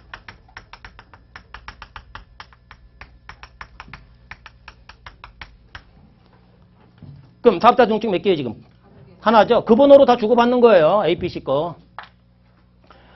자, 신고서 한 장으로 꾸민다는 거죠. 이제는 어떻게 신고서 꾸미는 거예요? A, B, C의 매출세가 얼마? A, B, C의 매입세 공제 얼마? 그랬더니 플러스예요. 그럼 내세요. 이게 본사야, 이게 본점이요. 이게 본점이면. 그럼 내는 거예요. 본점에다 내는 거죠. 그럼 지금 신고서가 어디로 들어갔어요? 본점 관할 세무서장한테 들어갔죠. 그러니까 조사 관할도 본점이 될 수밖에 없죠. 본점 관할 세무서가. 근데 사업자 단위 과세 제도를 쉽게 얘기해봐라. 모든 업무를 부가세 업무를 사업자 단위로 하는 거예요. 총괄 납부는 그래 총괄해서 납부만 해. 그거고요. 이게 그러면 이제 우리가 이제 문제는 뭐냐면 얘가 원칙이란 말이에요. 근데 원칙에 의한 거는 납부 의무자의 아무런 액션이 없으면 세법은 원칙으로 갈 수밖에 없다는 거죠. 그러면 네가 이거나 이걸 적용받고 싶으면 와서 얘기를 해. 의사표시를 해야 할 거 아니야. 승인사항으로 끌고 가지는 않을 테니까 걱정하지 말고. 그렇게 하는 거고요. 자, 두 번째는 얘를 어디로 볼 거냐 이겁니다. 얘는 법인이라면 본점만이다. 지점일 수 없죠. 자, 비영리라면 뭐라고 표현해요? 주사무소라고 표현하는 거죠. 본점은 상법상 영리조직의 주된 근거지를 일컫는 용어고 민법상 비영리법인의 주된 근거지는 주사무소다 이렇게 한다는 거죠. 그런데 민법을 적용받는 건 개인도죠. 그러니까 개인도 주사무소라고 표현하는 것뿐이죠. 이게.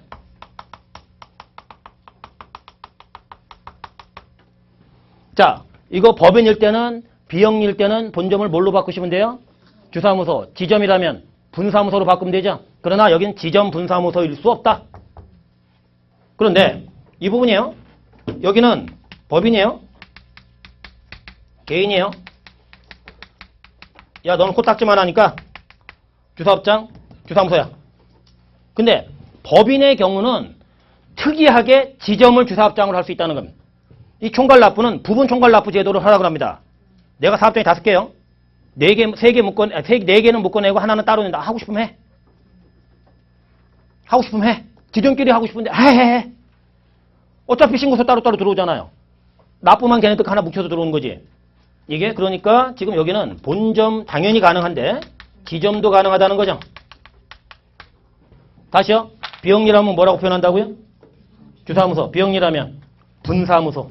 이렇게 표현하는 건데 우리 수업 목적상 어떻게 기억하시면 돼요? 다 주된 근거지를 원칙으로 하되 총괄 납부만 법인의 지점이 들어간다. 이게 이쪽으로 와서 좀 이상한데 요거 얘기한 거예요. 어떻게 기억하시라고요?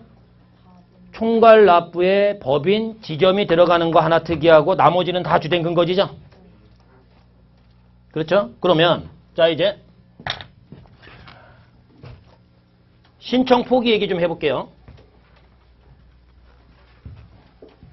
자, 신청 포기 얘기인데 아까 포기 제도가 몇 개 있다고 그랬어요? 대한민국 부가가치세요? 4개. 간이 포기, 면세 포기, 총괄 포기, 사업자 단위 포기요. 그렇죠? 여기에 이제 총괄 포기하면 어디로 가는 거예요? 일로 가는 거죠. 사업자 단위 포기하면요. 얘나 얘로 가는 거죠. 그렇죠? 자, 이제 그런 건데 승인사항은 포기는 아닌 거고요. 얘는 이거 신청도 승인사항이 아니고. 그렇죠? 자, 그러면 신규 사업자요. 신청부터 해보죠. 신청부터. 자, 우리나라 부가가치는 사업개시일로부터 며칠 내 사업자 등록하게 돼 있죠? 20일이죠. 자, 이게 사업개시일이에요. 사업개시 전 등록 가능한데 안 했어요. 안 했어요. 그러면 이제 20일 내 등록 신청을 해야 하죠. 안 하면 미등록 가산세 맞으니까 이게. 마냥 기다리진 않잖아요. 과세관청이. 그렇죠? 자, 그러면 사업개시부터 20일 내 등록 신청하는데 과세 단위가 사업장이에요. 그 얘기는 뭐예요? 사업장별 과세 원칙이나 총괄 납부를 쓰는 자는 A 따로 B 따로 C 따로 다 내야 된다는 거죠. 그렇죠? 그러니까 사업장마다 사업개시부터 20일 내 등록 신청해야 된다는 거죠. 그런데 나는 이렇게 내고 싶은 거예요. 이렇게 내고 싶은 거예요. 그러면 이제 어떻게 해요? 처음부터 사업자 단위로 사업자 등록을 할 수 있다는 거죠. 이게 그래서 우리가 사업자 등록 신청서에 보면 처음부터 당신 사업자 단위 과세 적용 여부 표시해라. 여부 여기 표시를 하게 돼 있어요. 여기에 그러니까 처음부터 사업자 단위로 등록이 가능하다는 거죠. 그죠? 그러면 이제 뭐 BC 내역 들어가야죠. 서류로 A가 지금 주된 근거지를 하고요. 그렇죠? 자, 그럼 이때는 사업자 등록증 몇 개요? 저 A, B, C 갖고 갈게요. 3개. 여기는요? 하나죠. 그러니까 결국 사업자 단위는 사업개시로부터 20일 하면 되죠. 처음 사업자 등록할 때 사업자 단위로 등록 낼 수 있죠. 근데 이건 의무가 아니라 하여야 한다가 아니라 둘 이상 사업장이 있으면 할 수 있는 거죠. 그렇죠? 자, 그런데 이제 문제가 생겼어요. 이게 등록 신청이에요, 이건. 그렇죠? 근데 문제가 생겼어요. 뭐냐면 지금 사업자 등록을 A, B, C 거 신청했는데 부산하고 광주 건 나왔어요. 근데 서울 게 아직 안 나온 거예요, 번호가. 나는 서울이 주사업장인데. 그러면 총괄납부 신청서는 어떻게 들어가야 되냐면 야, A 관할 세무서장 잘 들어. 내가 묶어서 내던 주된 사업장인데 내 사업장 등록번호는 1번이야. 근데 부산에 2번 있고 3번 광주 있거든. 얘네들 거 요렇게 사업장 등록번호 찍어갖고 이거 같이 묶어서 낼 거야. 알았지? 이렇게 들어가는 게 총괄납부 신청서예요. 그런데 지금 서울 거 번호 나왔어요? 안 나왔어요? 안 나왔어요. 그러니까 총괄납부 신청을 바로 이때 시킬 수가 없어요. 그래서 주사업장 등록증이 나오고 20일 내 총괄납부 신청을 하게끔 지금 그렇게 돼 있습니다. 이게 그래서 이때 서울 등록증이 나온 거예요. 지금 주사업장 등록증 발급일이에요. 그러면 이때부터 20일 내 총괄납부 신청을 하도록 부가가치세법이 입법이 되어 있다는 겁니다. 그러니까 조심하셔야 될 게 뭐예요? 총괄납부 사업자는 사업개시일로부터 20일 내 총괄납부 신청할 수 있다. 맞아요? 틀려요? 총괄납부를 신청하고자 하는 신규 사업자는 사업개시일로부터 20일 내 등록 신청할 수 있다. 그렇게 많이 나오는 거예요. 주사업장 등록증 발급으로부터 20일 내에요. 신규 사업자는. 그러나 사업자 단위 과세 적용을 하고 싶은 신규 사업자는 처음부터 사업개시일로부터 20일 내 처음 사업자 등록 시부터 낼 수가 있다는 거죠. 자, 이제 계속사업자예요. 계속사업자인데 지금 사업장별을 적용받고 있는 거예요. 근데 얘나 얘를 적용받고 싶은 거예요. 그러면 나는 지금 A 번호 있고 B 번호 있고 C 번호 있죠? 그렇잖아요. 근데 난 A 따로 B 따로 C 따로 내고도 있죠? 그렇죠? 근데 난 총괄이나 사업자 단위를 적용받고 싶은 거예요. 자, 이게 7월 1일 2기입니다. 이때부터 적용받고 싶어요.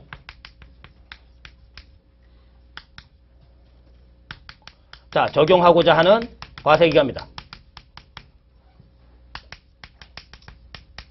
얘가. 그런데 아까 우리 간이 포기는 원로 끊었죠? 전달 말일까지 포기 신고하라고 했잖아. 줬나요? 했잖아요. 그죠? 근데 얘는 과세기간 단위로 끊겠다는 거예요. 6개월 단위로. 6개월 단위로 끊겠다는 거예요. 그러면 야, 네가 총괄납부 적용 신청서가 들어와야 되는데 지금 이게 1기라는 거죠. 그렇죠? 그러면 요때로부터 20일 전 날짜로 하면 6월 10일이 되는 거죠. 요때까지 즉 적용받고자 하는 과세기간 개시 20일 전까지 와서 얘기해. 자, 적용받고자 하는 과세기간 개시 며칠이요? 네, 개시 20일 전까지 신청을 하라 이건. 그러면 이때 신청은 두 가지가 있겠죠. 총괄납부하고 사업자 단위가 똑같아요. 근데 총괄납부는 총괄납부 신청서가 들어가는 거고 사업자 단위는 사업자 단위로 과세로 변경 등록 신청을 하는 거죠. 변경 등록 신청이 돼야 될 거 아니에요. 지금 사업장에서 사업자로 바뀌게 되니까. 근데 어쨌든 날짜가 중요한 거예요. 전이에요, 후예요? 전. 며칠이요? 언제로부터요? 적용받고자 하는 과세기간 개시. 일로부터. 이게 그러니까 6개월 단위로 끊는다는 거죠. 자, 간이하고 포기해갖고 일반으로 가는 건 몇 개월 단위야? 1년이 아니고, 그쵸? 월로 끊잖아요. 그쵸? 근데 총괄 포기나 사업자 단위 포기는요? 6개월 과세기간 단위로 끊어서 하겠다는 거죠. 근데 나중에 보시는 면세 포기는 일로 끊는 거예요. 법에 규정이 없어요. 이게 전달 말일까지 포기 신고해라. 이렇게 적용받고자 하는 과세기간 개시 20일 전까지 포기 신고 이런 게 없어요.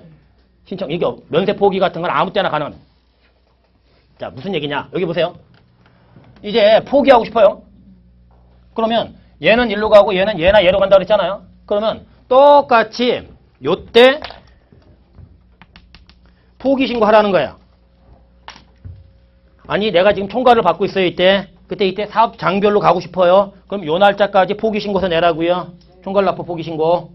근데 저는 이때 사업자 단위 과세를 적용받고 싶어요. 아, 있어요. 근데 이때 총괄을 적용받고 싶거나 사업장별을 적용받고 싶어요. 그럼 요 날짜까지 포기 신고서 내라고요. 사업자 단위 과세 포기 신고. 이게 그러니까 신청과 포기가 날짜가 같은 건 지금 계속 사업자의 신청이죠.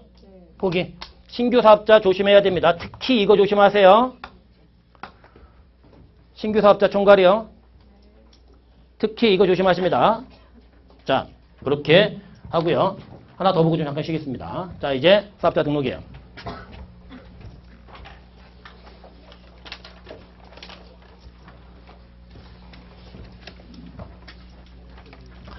자, 납세의무자는 사업자다.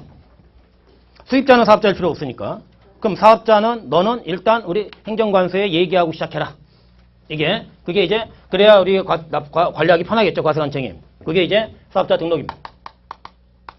그런데 사업자 등록이라고 하는 부분을 가지고 납세자들한테 너무 불편하게 하진 않겠다. 관련법상 하나만 얘기해라. 관련법 하나에 대해서. 무슨 얘기냐? 만약에 제가 식당을 해요. 돈 벌어요, 안 벌어요?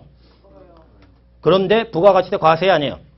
그러면 소득세법상 등록도 하고 부가가치세법상 등록도 하면 짜증날 거다. 왜? 사업장은 가게고 부가가치세는 소득세는 주소지 관할이에요. 왔다 갔다 해야 되잖아요. 짜증나게. 그렇죠? 그러니까 그렇게 하지 않고 부가가치세법상 등록만 내면 된다. 그거고. 그러나 제가 쌀집을 하면 어떻게 해요? 면세 사업자니까 돈은 벌 거 아니에요. 부가세 사업자는 아니니까 부가가치세법상 등록은 필요 없지만 소득세법상에 등록은 해야죠. 그렇죠? 겸용사업자는 어떻게 할 거냐, 그럼? 겸용사업자는 과세사업자로 받지 않냐? 그러니까 부가가치세법상에 등록만 하면 된다. 아니, 면세도 있는데 소득세법상 등록, 하나만 하면 된다니까? 자, 두 번째. 아까 여기 우리 개별 소비세 있었죠? 특별 소비세. 특정 소비세 중에요. 자, 우리나라 제가 개별 소비세 과세 대상 뭔가 장사를 하려고 그러면 개업 신고를 한다 그래요. 거기 사업자 등록이라고 표현을 안 씁니다. 거기 부가가치세법이나 등록이라는 표현을 쓰는 거예요. 개별 소비세마다 다 똑같은 용어를 쓰는 게 아닙니다.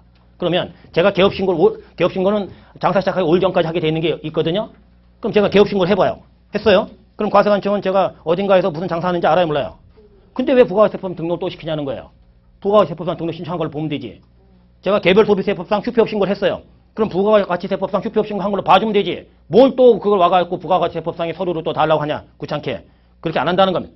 그러니까 관련법상 뭔가 하나의 법에 근거해서 뭔가 얘가 신고를 했던 신청을 했다 그러면 부가가치세법은 다 받아주는 겁니다. 한 걸로. 납세자를 불편하게 하지 않겠다. 이게 그러면 사업자 등록은 일단 과세사업자라는 거죠. 지금 우리가 하는 건 뭐예요? 부가가치세법상의 사업자 등록이죠. 그렇죠? 그러면 우리 부가가치세법상 납세무자가 아닌 면세사업자는 어떻게 한다는 얘기예요? 사업자 등록을 하지 않는다. 이들은 소득세나 법인세법상에 등록을 한다는 거죠. 그렇죠? 그런데 문제는 겸용사업자가 여기 포함되잖아요. 그러면 부가가치세법상의 사업자 등록만 한다는 거잖아요. 그렇죠? 그런데 문제가 되는 거는 겸용사업자가 지금 신규라면 처음 장사하려고 그래요. 뭐 정육점 하면서 식당도 하려고 그래요. 그러면 부가가치세법상 등록만 내라. 너 겸용사업자는 과세사업자고 그럼 부가가치세법상의 사업자 등록 의무가 있으니까 이게 부가가치세법상의 등록이에요.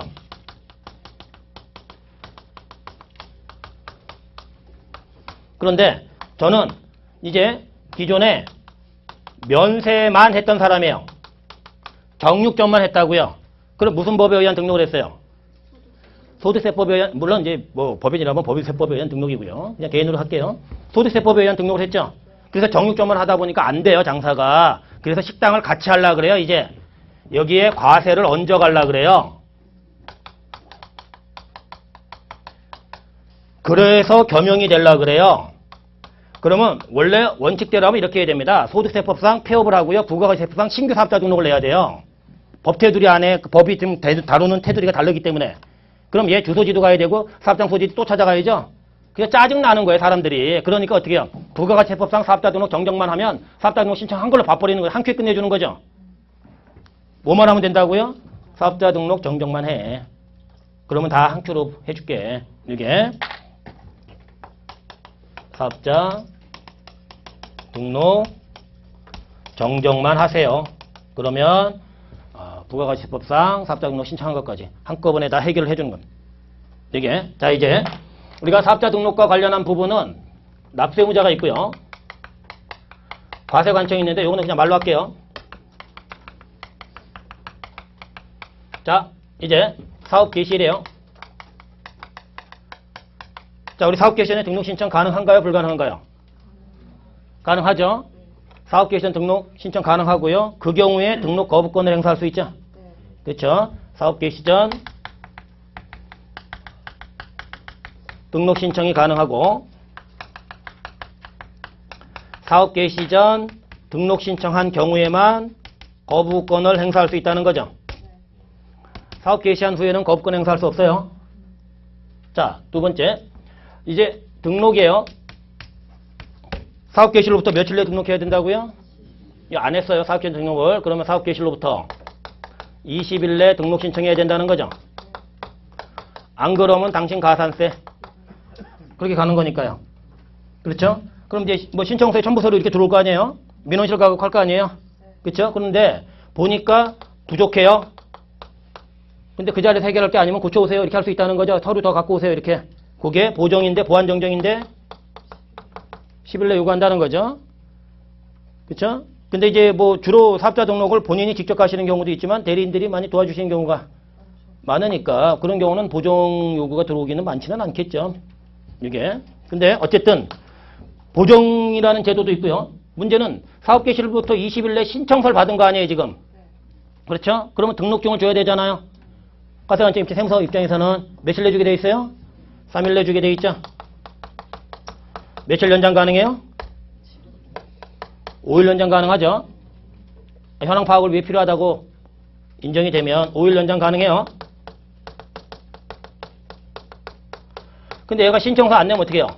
여기 갈까요? 신청서 안 내면 그럼 사업자 등록 여부와 상관없이 납세무자를 판단해야 되는데 그럼 과세관청이 얘는 사업자 등록번호가 없으니까 안 돼? 웃기지 마. 직권 등록시켜 버린다는 거죠. 직권 등록이 가능하다는 거죠. 자 이제 고쳐요. 신청서에 들어간 사항하고 관련된 내용들이 바뀌어요. 사업의 종류가 바뀌었다든지 대표자가 바뀌었다든지 사업장을 이전했다든지 사업의 종류를 추가했다든지 뭐 이런 게 바뀝니다. 그러면 가서 얘기해. 지체 없이 정정신고한다는 거죠. 그러면 여기 과세관청은 어떻게 해야 돼요? 재발급해줘야죠. 그렇죠? 근데 재발급을 해주는 게 당일 재발급하는 건 어떻게 해요? 간판 바꾸는 거죠. 뭐 세 개요? 상호, 도메인, 사이버몰의 명칭이죠. 상호, 인터넷 도메인, 사이버몰의 명칭. 그 간판이잖아요, 다. 그거는 그날 줄게. 나머지는 3일 내 줄게. 나머지는 3일 내 줄게. 이거 뭐라고요? 상호, 인터넷 도메인, 사이버몰의 명칭. 그렇죠? 자, 두 번째. 얘가 지체 없이 정정신고 안 하면 어떻게 해요? 예, 갱신 발급 해버리는 거예요, 과세관청이. 이게 갱신 발급도 가능하다. 직권이라고 생각하면 돼요.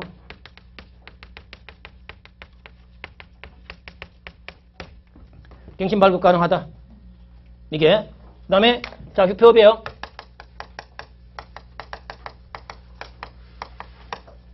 이렇게 갑니다.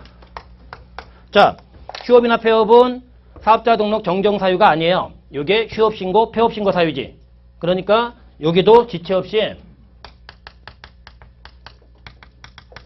이게 신고가 돼야 된다는 거죠. 이게 지체 없이 신고가 돼야 됩니다. 근데 이제 문제는 뭐냐면 우리 과세관청 입장에서 휴업은 상관이 없는데 폐업일 때예요. 폐업일 때는 어떻게 해야 되느냐? 이제 폐업 신고 들어올 때 우리가 사업자 등록증을 첨부하게 돼 있거든요. 그럼 그때 번호를 지우는 거, 말소죠. 그게 말소가 돼야 된다. 근데 만약에 이들이 폐업에 관련돼 가지고 신고했을 때만 우리가 폐업하는 건 아니다. 과세관청 직권 폐업도 가능하다는 거죠. 그런 제도도 있다.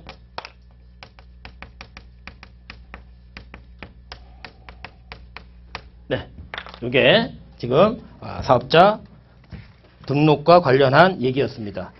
자, 이제 그렇게 해가지고 전체적으로 좀 소개를 해드렸는데 교재 잠깐 확인하시고 좀 쉬겠습니다. 자, 우리 686페이지 보세요. 자, 우리 686페이지 보시면 첫 번째 납세무자의 범위예요. 자, 사업 목적이 체크할게요. 영리든 비영리든 관계없이. 사업상 독립적으로, 그러니까 영리든 비영리든 관계없이라고 하는 거는 영리성을 묻지 않는다는 뜻이에요. 사업상 독립적으로 재화, 용역을 공급하는 자. 그런데 동그라미 2번은 재화를 수입하는 사업자가 아니라 수입하는 자로 되어 있죠. 사업자를 묻지 않는다는 얘기예요. 자, 그 다음에 큰 동그라미 2번의 사업자의 요건이죠. 자, 우리 영리성. 부가가치 세법상 사업자는 영리 목적이 있는지 여부와 무관하다. 뒤에 내용은 한번 읽어보시고. 자, 동그라미 2번에 사업성이 있어야 되고 독립성이 있어야 된다는 거죠. 그 다음에 동그라미 4번은 과세 대상 재화 용역에 공급이 돼야 된다. 당연히 우리가 이제 면세되는 걸 팔면 어떻게 해요? 이마트가 쌀 팔면 그건 과세가 안 되는 거죠. 과세 대상 재화 용역을 공급해야 그게 과세가 되겠죠. 자, 밑으로 내려가셔서 과세 기간입니다. 자, 부가가치세법상 과세 기간은 원칙적으로 일반 과세자 1기 상반기네요. 2기 하반기고요. 그러나 간이과세자는 영년과세 원칙이라는 거죠. 원칙이 1월 1일부터 12월 말일입니다. 자, 이제 표로 가시면 신규 사업자입니다. 별다른 얘기가 없으면 사업개시일부터 해요. 그런데 사업개시는 등록을 했다 그러면요. 등록 신청일부터고요. 그 다음에 이제 폐업자요. 폐업일까지죠. 그런데 사업개시전에 등록한 후 사업을 시작하지 않게 되면 사실상 그 사업을 시작하지 않게 되는 날 이렇게 돼 있죠. 그게 그 6개월이 되는 날이고 그게 폐업 의제일을 얘기합니다. 네, 그렇게 보시고 그 얘기가 밑에 나오죠. 자, 사업개시전 등록 신청을 주에요. 한 사업자가 등록일부터 6개월이 되는 날까지 정당한 사유 없이 재화와 용역의 공급 실적이 없는 때에는 6개월이 되는 날에 사업을 시작하지 않게 되는 걸로 본다. 그러니까 사실상 사업을 시작하지 않게 되는 날은 6개월이 되는 날이라는 거죠. 그리고 그렇게 본다. 그래서 우리가 강학적으로 이걸 폐업 의제일이다. 이렇게 얘기하는 거죠. 다음 페이지 납세지입니다. 자, 큰 동그라미 2번이죠. 사업장이에요. 자, 사업장의 범위. 광업은 아까 사무소 소재지지. 광산이 위치한 곳이 뭐 그런 데가 아니죠. 캐는 곳. 이게. 제조업은 최종 제품 완성 장소고요. 자, 건설업, 운수업, 부동산 매매업은 한 덩어리로. 그래서 법인이라면요. 법인의 등기부상 소재지. 개인이라면 업무 총괄 장소고요. 그 밑에는 생략하고 양가로 5번이에요. 투자원개발 생략합니다. 자판기예요. 업무 총괄 장소고요. 다단계 판매원입니다. 다단계 판매원이 사업소득자라면 뭐 부가가치세 문제가 있는데 판매원이 사업자라도 너무 영세하니까 판매업자의 주된 사업장 소재지로 한다는 거죠. 그렇죠? 판매원, 네, 뭐 근로자랑 다를 법 없잖아요. 말이 사업소득자지. 예. 그 다음에 밑으로 내려가셔서 부동산 임대업 양가로 7번인데 부동산의 등기부상 소재지죠. 그 다음에 걔는 우리가 밑에 주 3번 한번 볼까요? 자, 주 1번부터 볼까요? 자, 주 1번은 포장만 한다든지 충전만 하는 또는 저유소는 제외한다. 그건 이제 제조업 얘기죠. 그 다음에 주 3번은 부동산상의 권리만 대여야 한다. 그러면 그 밑에 줄 업무 총괄 장소죠. 조심하시고 그 다음에 다시 위표로 올라가서 양가로 9번이에요. 자, 전기 판매 사업자 이런 건 필요 없고요. 그 밑에 국가 지자체가 공급하는 부동산 임대업 있죠. 그런 것도 지금 업무 총괄 장소라는 거죠. 아까 우리가 임대업 사업장 할 때 어떻게 했어요? 부동산은 부동산의 등기부상 소재지고 부동산상의 권리가 업무 총괄 장소인데 국가나 지자체가 부동산을 임대했을 때도 업무 총괄 장소를 한다. 그렇게 말씀을 좀 드렸던 부분이었고요. 넘겨보시죠. 자, 우리 688페이지에요. 자, 우리 직매장, 하치장, 임시사업장입니다. 직매장 사업장이죠. 하치장은요.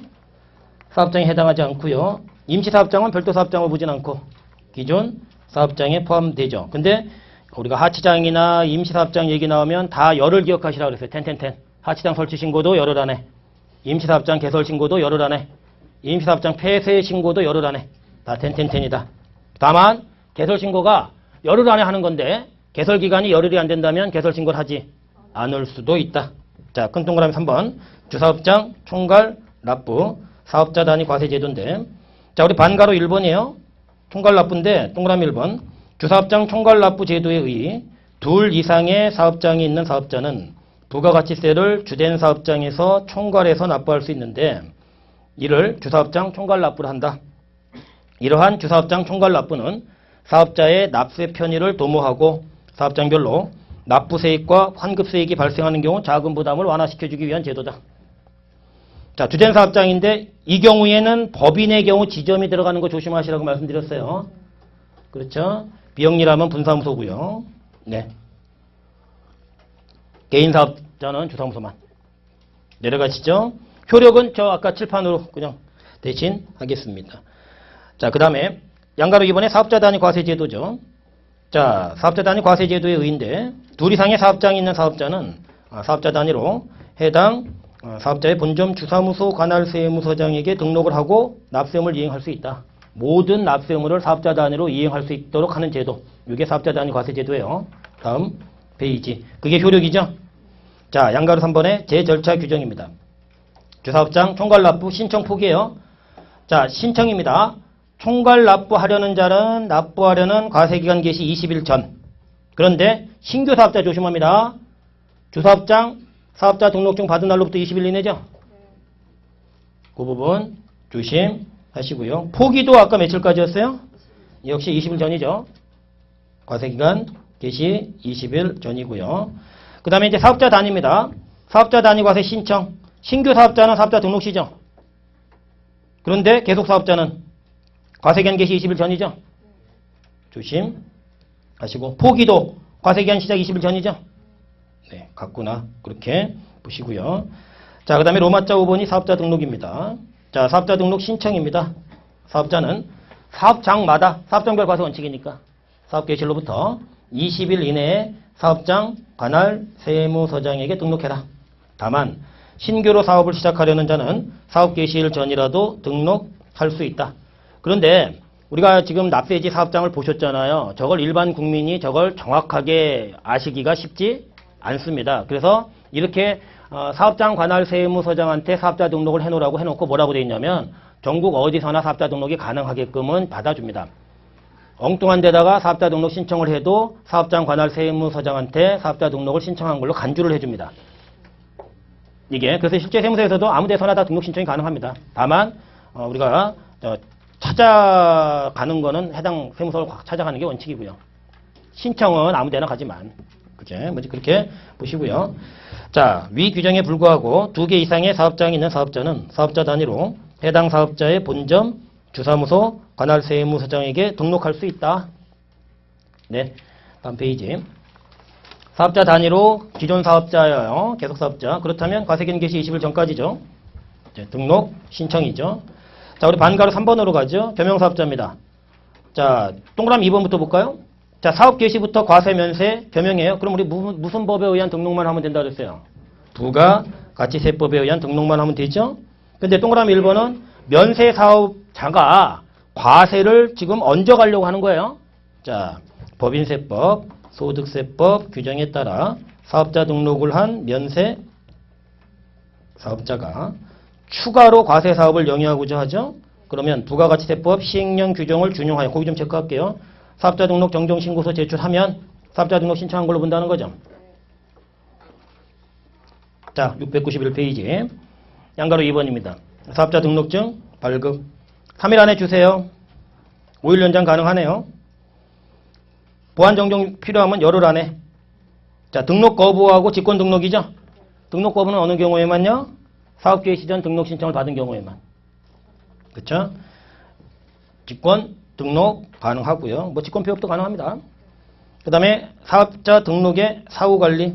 자, 재발급 기한이 신고일 당일인 게 지금 상호 변경, 사이버몰의 명칭 변경, 인터넷 도메인 이름 변경이죠. 나머지 참고. 양가로 2번 휴업, 폐업 등의 신고, 합병시 신고입니다.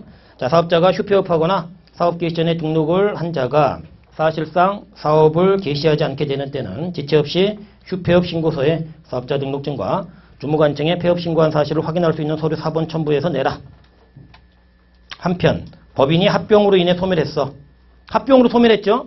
그러면 존속법인이나 신설법인이 그 안에 쏙 들어가 있을 거 아니에요?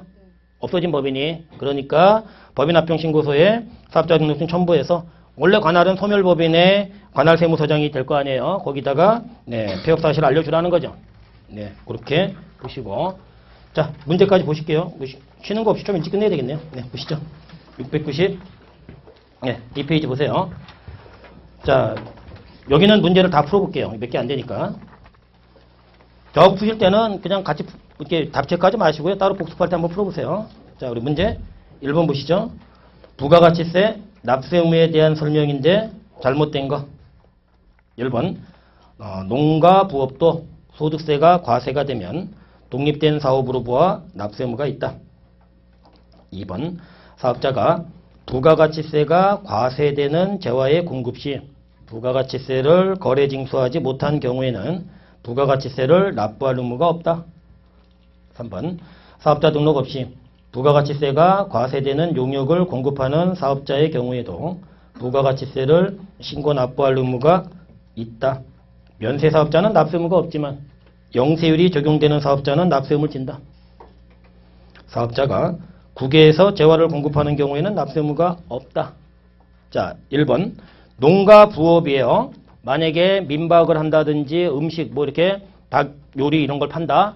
그러면 과세 사업자하고 과세 형평에 문제가 있어요. 소득세에서는 먹고 살기 힘드니까 몇 푼 안 되니까 부업으로 봐서 비과세 줄 수 있겠지만 부가가치세법에서는 그게 과세 대상인데 그걸 왜 과세를 안 합니까? 당연히 독립된 사업으로 봐서 납세 의무가 있습니다. 현실적으로 안 때리고 못 때리는 것뿐이지. 그게. 자, 2번 사업자가 부가가치세가 과세되는 재화의 공급 시 부가가치세를 거래 징수 못했다. 거래 징수 여부를 불문하는 거죠. 따라서 어떻게 해요? 납세 의무가 있다. 이렇게 해야죠. 3번은 아까 또 형식적에 얽매이지 마라. 사업자 등록이 안 돼 있더라도 어떻게 해요? 네, 부가가치세를 신고 납부할 의무가 있고요. 자, 문제 2번 가볼까요? 부가가치세법상 사업장을 가장 잘못 설명한 겁니다. 자, 제조업에 있어 포장만 하거나 충전만 하는 장소, 석유 제품의 단순 보관을 위한 저유소는 사업장이 아니다. 건설업을 영위하는 법인은 건설 장소가 사업장이다. 국가, 지자체, 지자체 조합이 공급하는 부동산 임대업, 도소매업 등의 사업에 있어서는 업무 총괄하는 장소를 납세지로 한다. 다단계 판매원이 재화를 공급하는 경우 해당 다단계 판매원이 등록한 업자의 주된 사업장 소재지가 사업장이다. 직매장은 사업장으로 보며 하치장은 사업장으로 보지 않는다. 자, 답은 2번이죠. 우리 건설업은 건설 장소가 아니라 그게 법인이라면 법인의 등기부상 소재지고 개인이라면 업무 총괄 장소고요. 자, 3번. 요게 우리 기출문제네요. 자, 신고 납세지인데 옳은 게 모두 몇 개네요? 막산의 1번. 국가, 지자체, 지자체 조합이 공급하는 부동산 임대 용역에 있어서 사업장은 부동산 등기부상의 소재지다. 틀렸죠?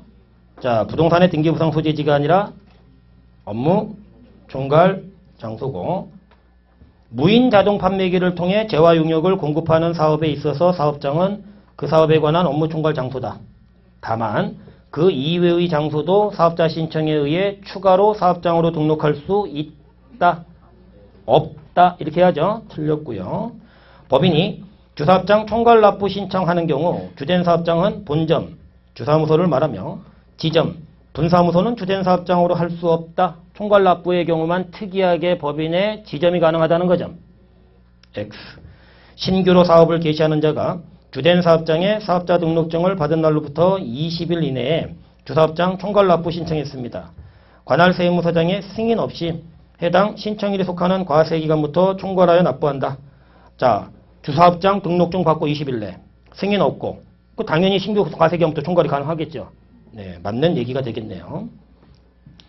5번. 사업장은 원칙적으로 사업자, 그 사용인이 상시 주재하여 거래의 전부 행하는 장소이므로 거래의 일부를 행하는 장소는 사업장이 아니다. 거래의 전부 또는 일부를 행하는 장소가 사업장이에요. 네, 틀렸고 한 개예요. 문제 4번. 얘는 또 12년도 문제네요. 자, 동그라미 1번은 일단 내비두세요. 가산세 때 제가 소개해 드릴게요. 자, 동그라미 2번.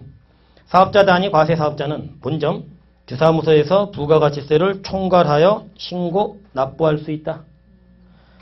2번. 3번. 사업자 단위 과세 사업 적용받으려는 사업자, 본점, 주사무소 관할세무서장 승인을 받아야 한다. 법인이 주된 사업장에서 부가가치세를 총괄하여 납부하려는 경우 지점을 주된 사업장으로 할 수 없다. 사업자가 주된 사업장에서 총괄하여 납부하려는 경우 주된 사업장 외의 다른 사업장의 부가가치세 과세표준과 납부세액의 신고, 납부는 주된 사업장에서 하여야 한다. 자, 우리 5번 볼게요. 총괄이죠? 그러면 뭐만 묶어서 내는 거예요? 납부만. 따라서 신고가 들어가서 틀렸죠? 자, 4번은 우리 지금 총괄이니까 법인의 경우 지점이 주된 사업장. 가능하죠? 틀렸고. 3번 승인사항. 아니고 답은 2번이죠. 사업자 단위니까 신고도 할 수 있는 거죠. 묶어서. 자, 문제 5번입니다. 사업자 등록에 관한 설명인데 옳지 않은 거. 1번. 얘도 기출문제네요. 추가로 사업장을 개설해 둘 이상의 사업장이 있는 사업자는 사업자 단위로 해당 사업자의 본점 또는 주사무소 관할세무서장에게 등록하여야 한다. 2번. 관할세무서장은 부가가치세 업무의 효율적 처리를 위해 필요하다고 인정하는 때 사업자 등록증을 갱신 발급할 수 있다. 3번. 사업자가 폐업하는 경우 해당 사업장 관할세무서장은 지체 없이 등록을 말소해야 한다. 4번. 사업자가 배우자 명의로 사업자 등록을 하고 실제 사업은 자신의 계산과 책임으로 영위하는 것으로 확인이 되는 경우 타인 명의 등록에 따른 가산세가 부과되지 않는다. 5번. 신규로 사업을 시작하려는 자는 사업 개시일 전이라도 사업자 등록을 할 수 있다. 자, 5번. 사업 개시 전 등록 가능. 맞죠? 4번. 배우자 명의로 등록을 내고 가게 하는 건 타인 명의로 보지 않습니다. 부부는 하나로 보거든요. 3번. 등록 말소. 맞죠? 폐업하면. 자, 2번. 갱신 발급 가능하고요. 자, 1번. 추가로 사업장을 개설해서 둘 이상의 사업장이 있는 사업자는 반드시 사업자 단위로 등록하여야 합니까? 사업장 결과세 원칙인데 별도로 사업자 등록내고 계획 과세 단위 끌고 가면 되죠? 네, 5번의 답은 1번이고요. 문제 6번. 부가가치세, 과세 제도에 대한 설명이다. 옳지 않은 거. 자, 둘 이상의 사업장이 있으면서 본점, 주사무소, 관할 세무서장에게 사업자 단위로 등록한 사업자는 본점, 주사무소에서 총괄하여 부가세 신고 납부할 수 있다. 2번. 상대방으로, 일단 하죠. 상대방으로부터 인도받은 재화의 주요 자재를 전혀 부담하지 않고 단순히 가공만 해주는 건 용역의 공급으로 본다. 3번. 사업자는 사업장마다 사업개시일로부터 20일 이내에 사업장 관할 세무서장에게 등록해야 된다. 다만 신규로 사업을 시작하려는 자는 사업개시일 전에도 등록할 수 있다. 4번. 법인세법과 같이 부가가치세법에서도 국가와 지자체는 납세무자에 포함되지 않는데 이것은 국가와 지자체가 실질적으로 부가세 납세무를 부담할 수 없기 때문이다. 법인이 합병으로 인해 소멸했습니다. 존속법인이나 신설법인은 합병신고서에 사업자 등록증 첨부해서 소멸법인의 폐업 사실을 소멸법인 관할 세무서장에게 신고해야 된다. 맞죠? 답은 4번이죠? 간단한 문제였고요. 문제 7번. 자, 지금 납세지, 사업자 등록인데 옳은 거를 모두 고른 걸 찾아보시래요. 기억, 사업자 단위 과세 사업자는 본점, 주사무소에서 총괄해서 신고 납부할 수 있다. 맞죠? 니은, 사업자 단위 과세 사업자가 종된 사업장을 신설하려는 때 종된 사업장에 대한 신규 사업자 등록과 함께 사업자 등록 정정 신고를 해야 된다. 사업자 단위 과세 사업자는 사업자 등록번호는 하나죠. 그러니까 어떻게 해요? 종된 사업장에 대한 걸 신규 사업자 등록을 내는 건 아니죠. X. 기억은 O, 니은은 X. 디귿. 계속 사업자가 사업자 단위로 등록하고 싶대요. 그러면 우리 아까 과세기간 개시 20일 전 O. 리을이에요. 법인이 주사업장 총괄 납부를 하려는 경우 지점, 분사무소 포함 주된 사업장으로 할 수 있다. O. 신규로 사업을 개시하는 자가 주된 사업장에서 총괄하여 납부하려는 경우 사업 개시일부터 20일 이내 주사업장 총괄 납부 신청서 제출해야 된다. X. 사업 개시일로부터 20일이 아니라 주사업장 등록증 발급일로부터 20일이죠. 네, 그래서 기억, 디귿, 리을. 자, 문제 8번. 부가가치세법상 올바른 거. 자, 박스 안에 1번. 부가가치세 납부할 의무가 있는 사업자란 영리 목적에 따라 사업상 독립적으로 부가가치세가 과세되는 재화 또는 용역을 공급하는 자다. 자, 영리 목적에 따라 영리성을 요구하는 걸로 표현이 되어 있죠. 틀렸고요. 2번. 법인 간 흡수 합병에 있어서 합병 등기일 전에 실제 합병한 경우 합병일부터 등기일까지 피합병 법인의 사업장에서 거래된 재화의 공급 매입분에 대해서는 피합병 법인 명의로 세금 계산서 발급하거나 받고 신고해라. 맞고. 자, 조기 환급 기간에 이거 뭐 그냥 하죠. 조기 환급 기간에 환급세액을 조기 환급받고자 하는 영세율 사업자는 신고예요. 조기 환급 신고를 해야 되는데 조기 환급 기간 종료일로부터 우리나라 부가가치세 15일 내 신고하는 제도는 없어요. 25일 내 신고하고 과세관청이 환급 지급을 15일 내 하는 거죠. 그렇죠? 틀렸고. 4번. 과세사업과 면세사업에 공통으로 사용되는 재화를 공급하는 날이 속하는 과세기간에 신규로 사업을 개시했다? 그럼 직전이 없죠. 그러니까 이때는 안분 생략하고 전액 과표로. 양가로 5번. 답은 맞고요. 2014년도에 사업자 단위 과세를 적용받고 있는 사업자가 2015년 1월 1일에 각 사업장별로 신고 납부하려고 해요. 그럼 폭이 언제까지 신고서 들어가야 돼요? 20일 전까지니까 12월 11일까지 들어가야죠. 그렇죠? 근데 12월 1일까지 지금 포기 신고서가 들어가야 된다. 틀렸죠? 20일 전이니까. 그러니까 7월 1일부터는 20일 전이 6월 10일이에요. 왜? 6월 달은 작은 달이거든요. 그러나 12월 달은 큰 달이죠. 그러니까 31일까지잖아요. 그러니까 12월 11일까지가 되는 거죠. 그게 뭐 회계사 문제였는데 좀 그래요. 예. 넘겨보시죠. 문제 9번입니다. 자, 15년도 세무사 문제입니다. 납세지하고 사업장에 관한 설명인데 옳지 않은 거. 자, 부동산 매매업을 영위하는 사업자입니다. 개인이래요. 업무, 총괄, 장소. 맞죠? 재화를 수입하는 자의 부가세 납세지는 수입 재화를 보관하는 장소로 신고된 장소로 한다. 3번. 사업자가 사업장을 두지 아니하면 주소, 거소를 사업장으로 한다. 사업자 단위 과세 사업자는 각 사업장을 대신해서 그 사업자의 본점, 주사무소 소재지를 납세지로 한다. 사업장은 사업자가 사업을 하기 위해 거래의 전부 일부를 하는 고정된 장소로 한다. 맞고요. 2번 틀렸죠? 어디였어요? 아까 세관 소재지였죠. 자, 10번. 부가가치세법상 주사업장 총괄 납부에 대한 설명인데 옳은 것은 1번. 주사업장 총괄 납부 사업자가 법인인 경우 본점, 지점을 주된 사업장으로 할 수 있다. 2번. 주사업장 총괄 납부 사업자가 종된 사업장을 신설하는 경우 주된 사업장 관할 세무서장에게 주사업장 총괄 납부 변경 신청서를 제출해야 된다.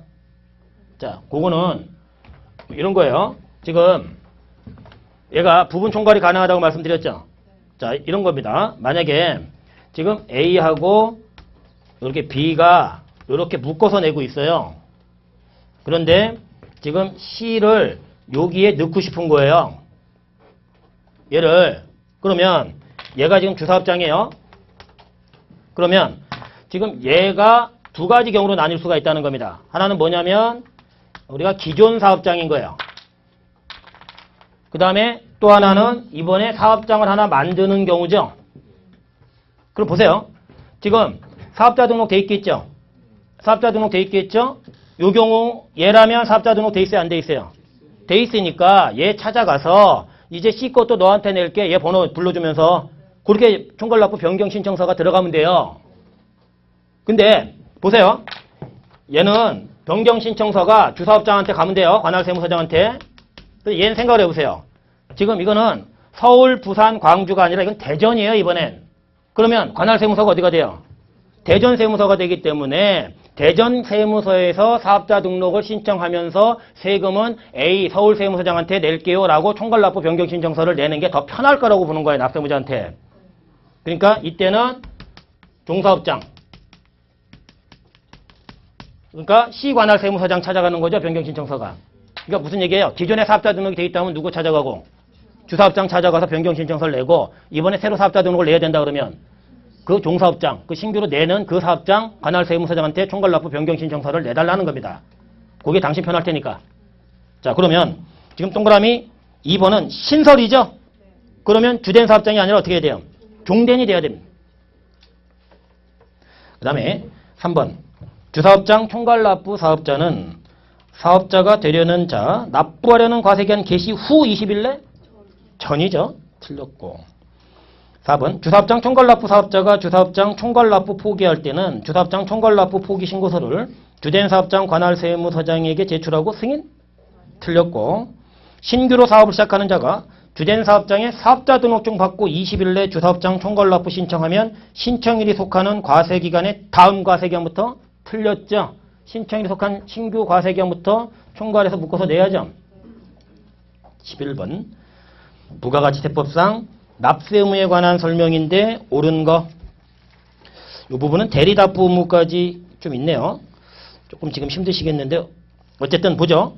자, 과세 사업자인 내국법인이 국내 사업장이 없는 외국법인으로부터 매입세액 공제 대상인 용역을 국내에서 제공받아 과세 사업에 사용하면 그때는 대리납부 의무를 부담하지 않는다. 이게 맞는 얘기예요. 왜 그러냐면 지금 제가 매입세 공제가 되는 거예요. 지금 비거주자 외국법인이 저한테 10억짜리 용역을 제공해요.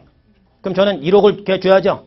근데 1억을 만약에 이제 걔가 갔다가 안 내니까 저보고 대신 내려잖아요. 근데 이게 매입세 공제 대상이에요. 그럼 어떤 문제가 생기냐면 자, 1억을 제가 띄죠. 그리고 세무서 줘요. 근데 저는 매출세액이 없다고 칠게요. 이건만 있어요, 거래가. 그럼 제가 환급 신청하겠죠. 그럼 세무서는 그 받은 1억을 다시 저한테 줘야죠. 이 뻘짓거리라고 보는 거예요. 그래서 대리납부의무를 안 지는 유일한 자가 누구냐면 과세사업자로서 매입세 공제 지는 자는 그거 공제받으면 환급이 되는 부분이 생길 수 있기 때문에 대리납부 의무를 지우지 않습니다. 근데 나중에 대리납부 때 다시 말씀드릴 테니까 일단은 답은 1번이에요. 그 부분은. 자, 근데 영세율은 당연히 신고 의무가 환급 신고겠죠, 주로. 신고 의무가 있고요. 과세 대상이 되는 행위, 거래의 귀속이 명의일 뿐이고 사실상 귀속되는 자가 따로 있으면 우리 실질과세 원칙에 의해서 어떻게 해야 돼요? 명의자가 아니라 사실상 귀속되는 자가 돼야죠. 실질 귀속자가. 틀렸고 국가지자체는 납세의무자가 될 수 있고요. 그 다음에 운수사업하고 계시네요. 그러면 당연히 부가세 납세의무를 부담해야죠. 과세사업이죠. 네, 그 정도 보시고요. 오늘 나눠드린 핸드아웃 잠깐만 좀 보실게요. 문제 말고요.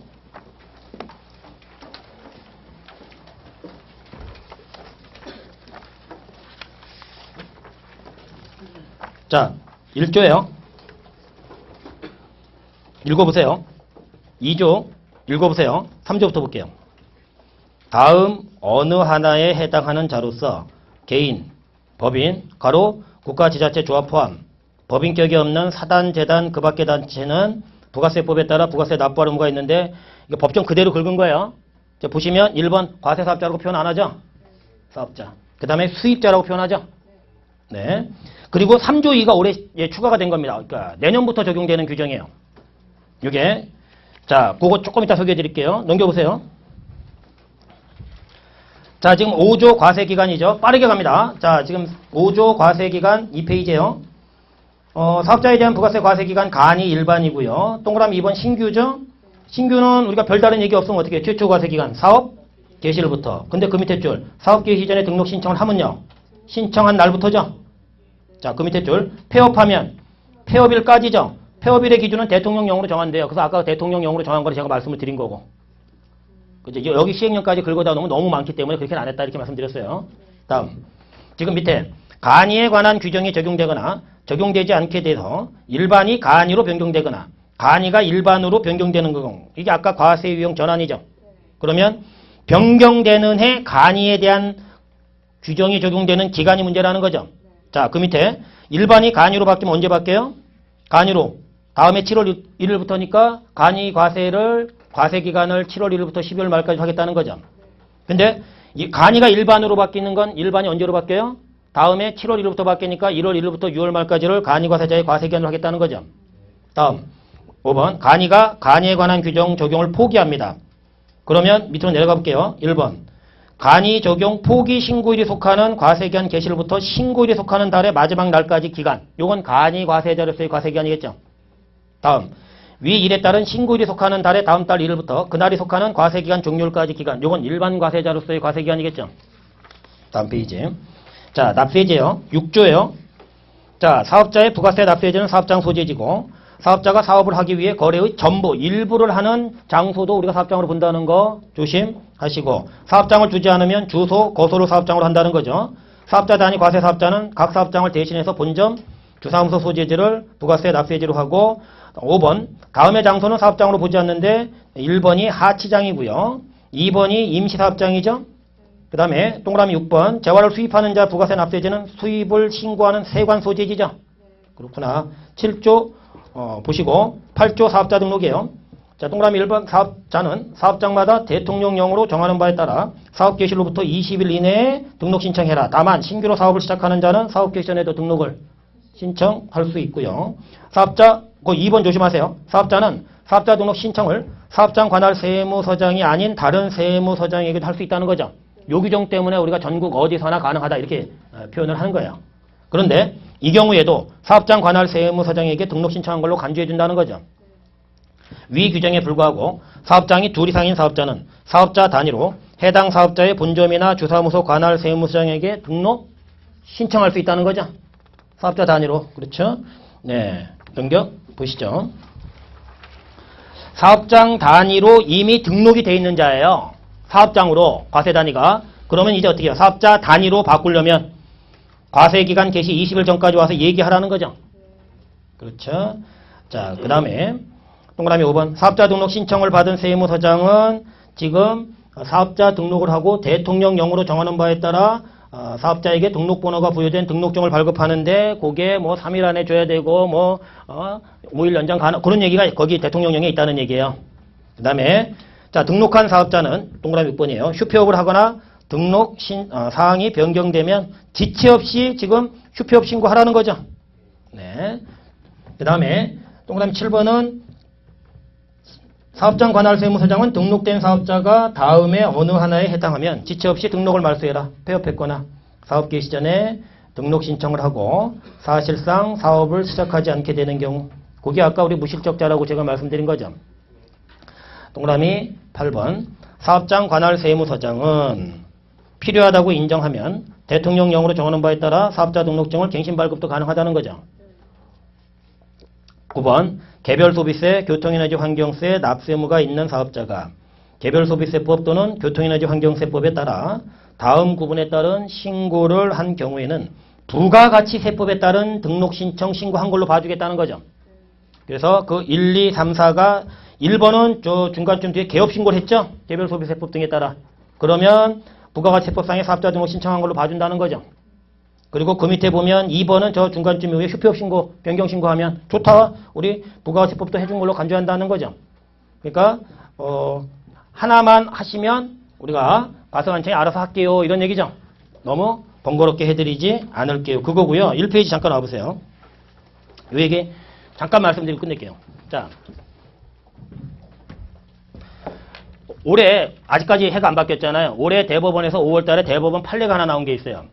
이게 과세관청이 대법원까지 끌고 가갖고 붙은 게 뭐였냐면 신탁재산에 대한 거예요.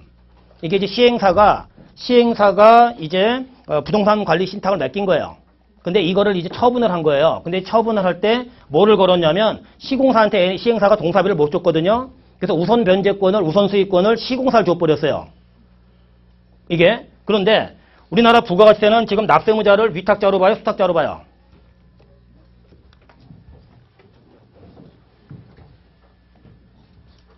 다음 주에 할 걸 그랬나요? 네. 지금 시간이 없으니까 급해 죽겠는데요. 예. 위탁자죠. 수탁자를 부가가치세 납세무자를 하는 규정은 단 한 번도 없었어요. 지금 부가세 1976년도에 도입된 이후에. 이게요. 근데 대법원에서 제동을 건 거예요. 수탁자가 납세무자래요. 이게 그 규정이 하나 들어왔어요. 이제 그것 때문에 여러 가지 규정이 이제 파생이 됐는데 그 얘기는 지금 이건 아니고요. 그 얘기는 다음 주에 말씀드릴게요. 이게 여러 개거든요. 얘 때문에 들어온 게 여러 가지가 있어요. 그런데 지금 위탁자가 있는데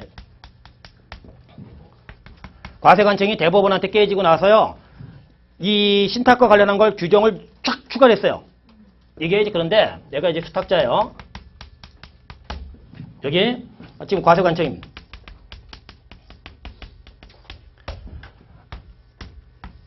일단 아까 그 말씀 이미 말을 뱉어놨으니까 말씀드리고 잠깐 갈게요. 원래 얘가 지금 시행이었어요. 시행사라는 게 뭐예요? 땅 사갖고 건물 짓는 사람이죠? 시공사는 그 건물 저주는 애고, 그러니까 건설회사가 시공이잖아요, 보통. 그쵸? 근데 얘가 이제 신탁계약을 맺은 거예요. 신탁계약을 맺었는데, 부동산이요. 그런데 이게 시행사가 이 시공한테 공사비를 못 주고 있던 거예요. 그래서 이게 관리 신탁이거든요. 관리하고 처분 신탁을 얘한테 맡긴 거예요. 근데 얘가 이걸 팔아. 그러면 우선 수익자를 예로 지정, 이거 아니고, 과세관청이 아니고요. 얘가 시공사예요. 지금 얘한테 공사비를 못 준 거예요. 얘가. 그래서 이거를 팔면 이제 우선 수익자를 예로 지정해 놓은 거예요. 근데 우리가 신탁을 걸어 놓으면 소유권이 넘어갑니다. 실제 소유권은 넘어가는 건 아니지만 등기부에 다 넘어가요. 그 신탁이 종료되면 다시 찾아오는 거고요. 이게 그런데 지금 얘가 부동산을 처분을 했어요. 이거를.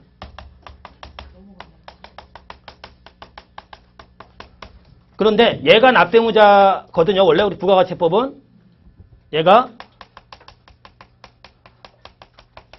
그래서 과세관청이 어떻게 주장했냐면 야, 네가 납세무자고 줄 돈을 지금 없어서 부동산 팔아서 대신 얘한테 준 거다. 이건 대물변제다. 그러니까 부가가치세법상 재화의 공급이니까 네가 납세무자 맞다 여전히.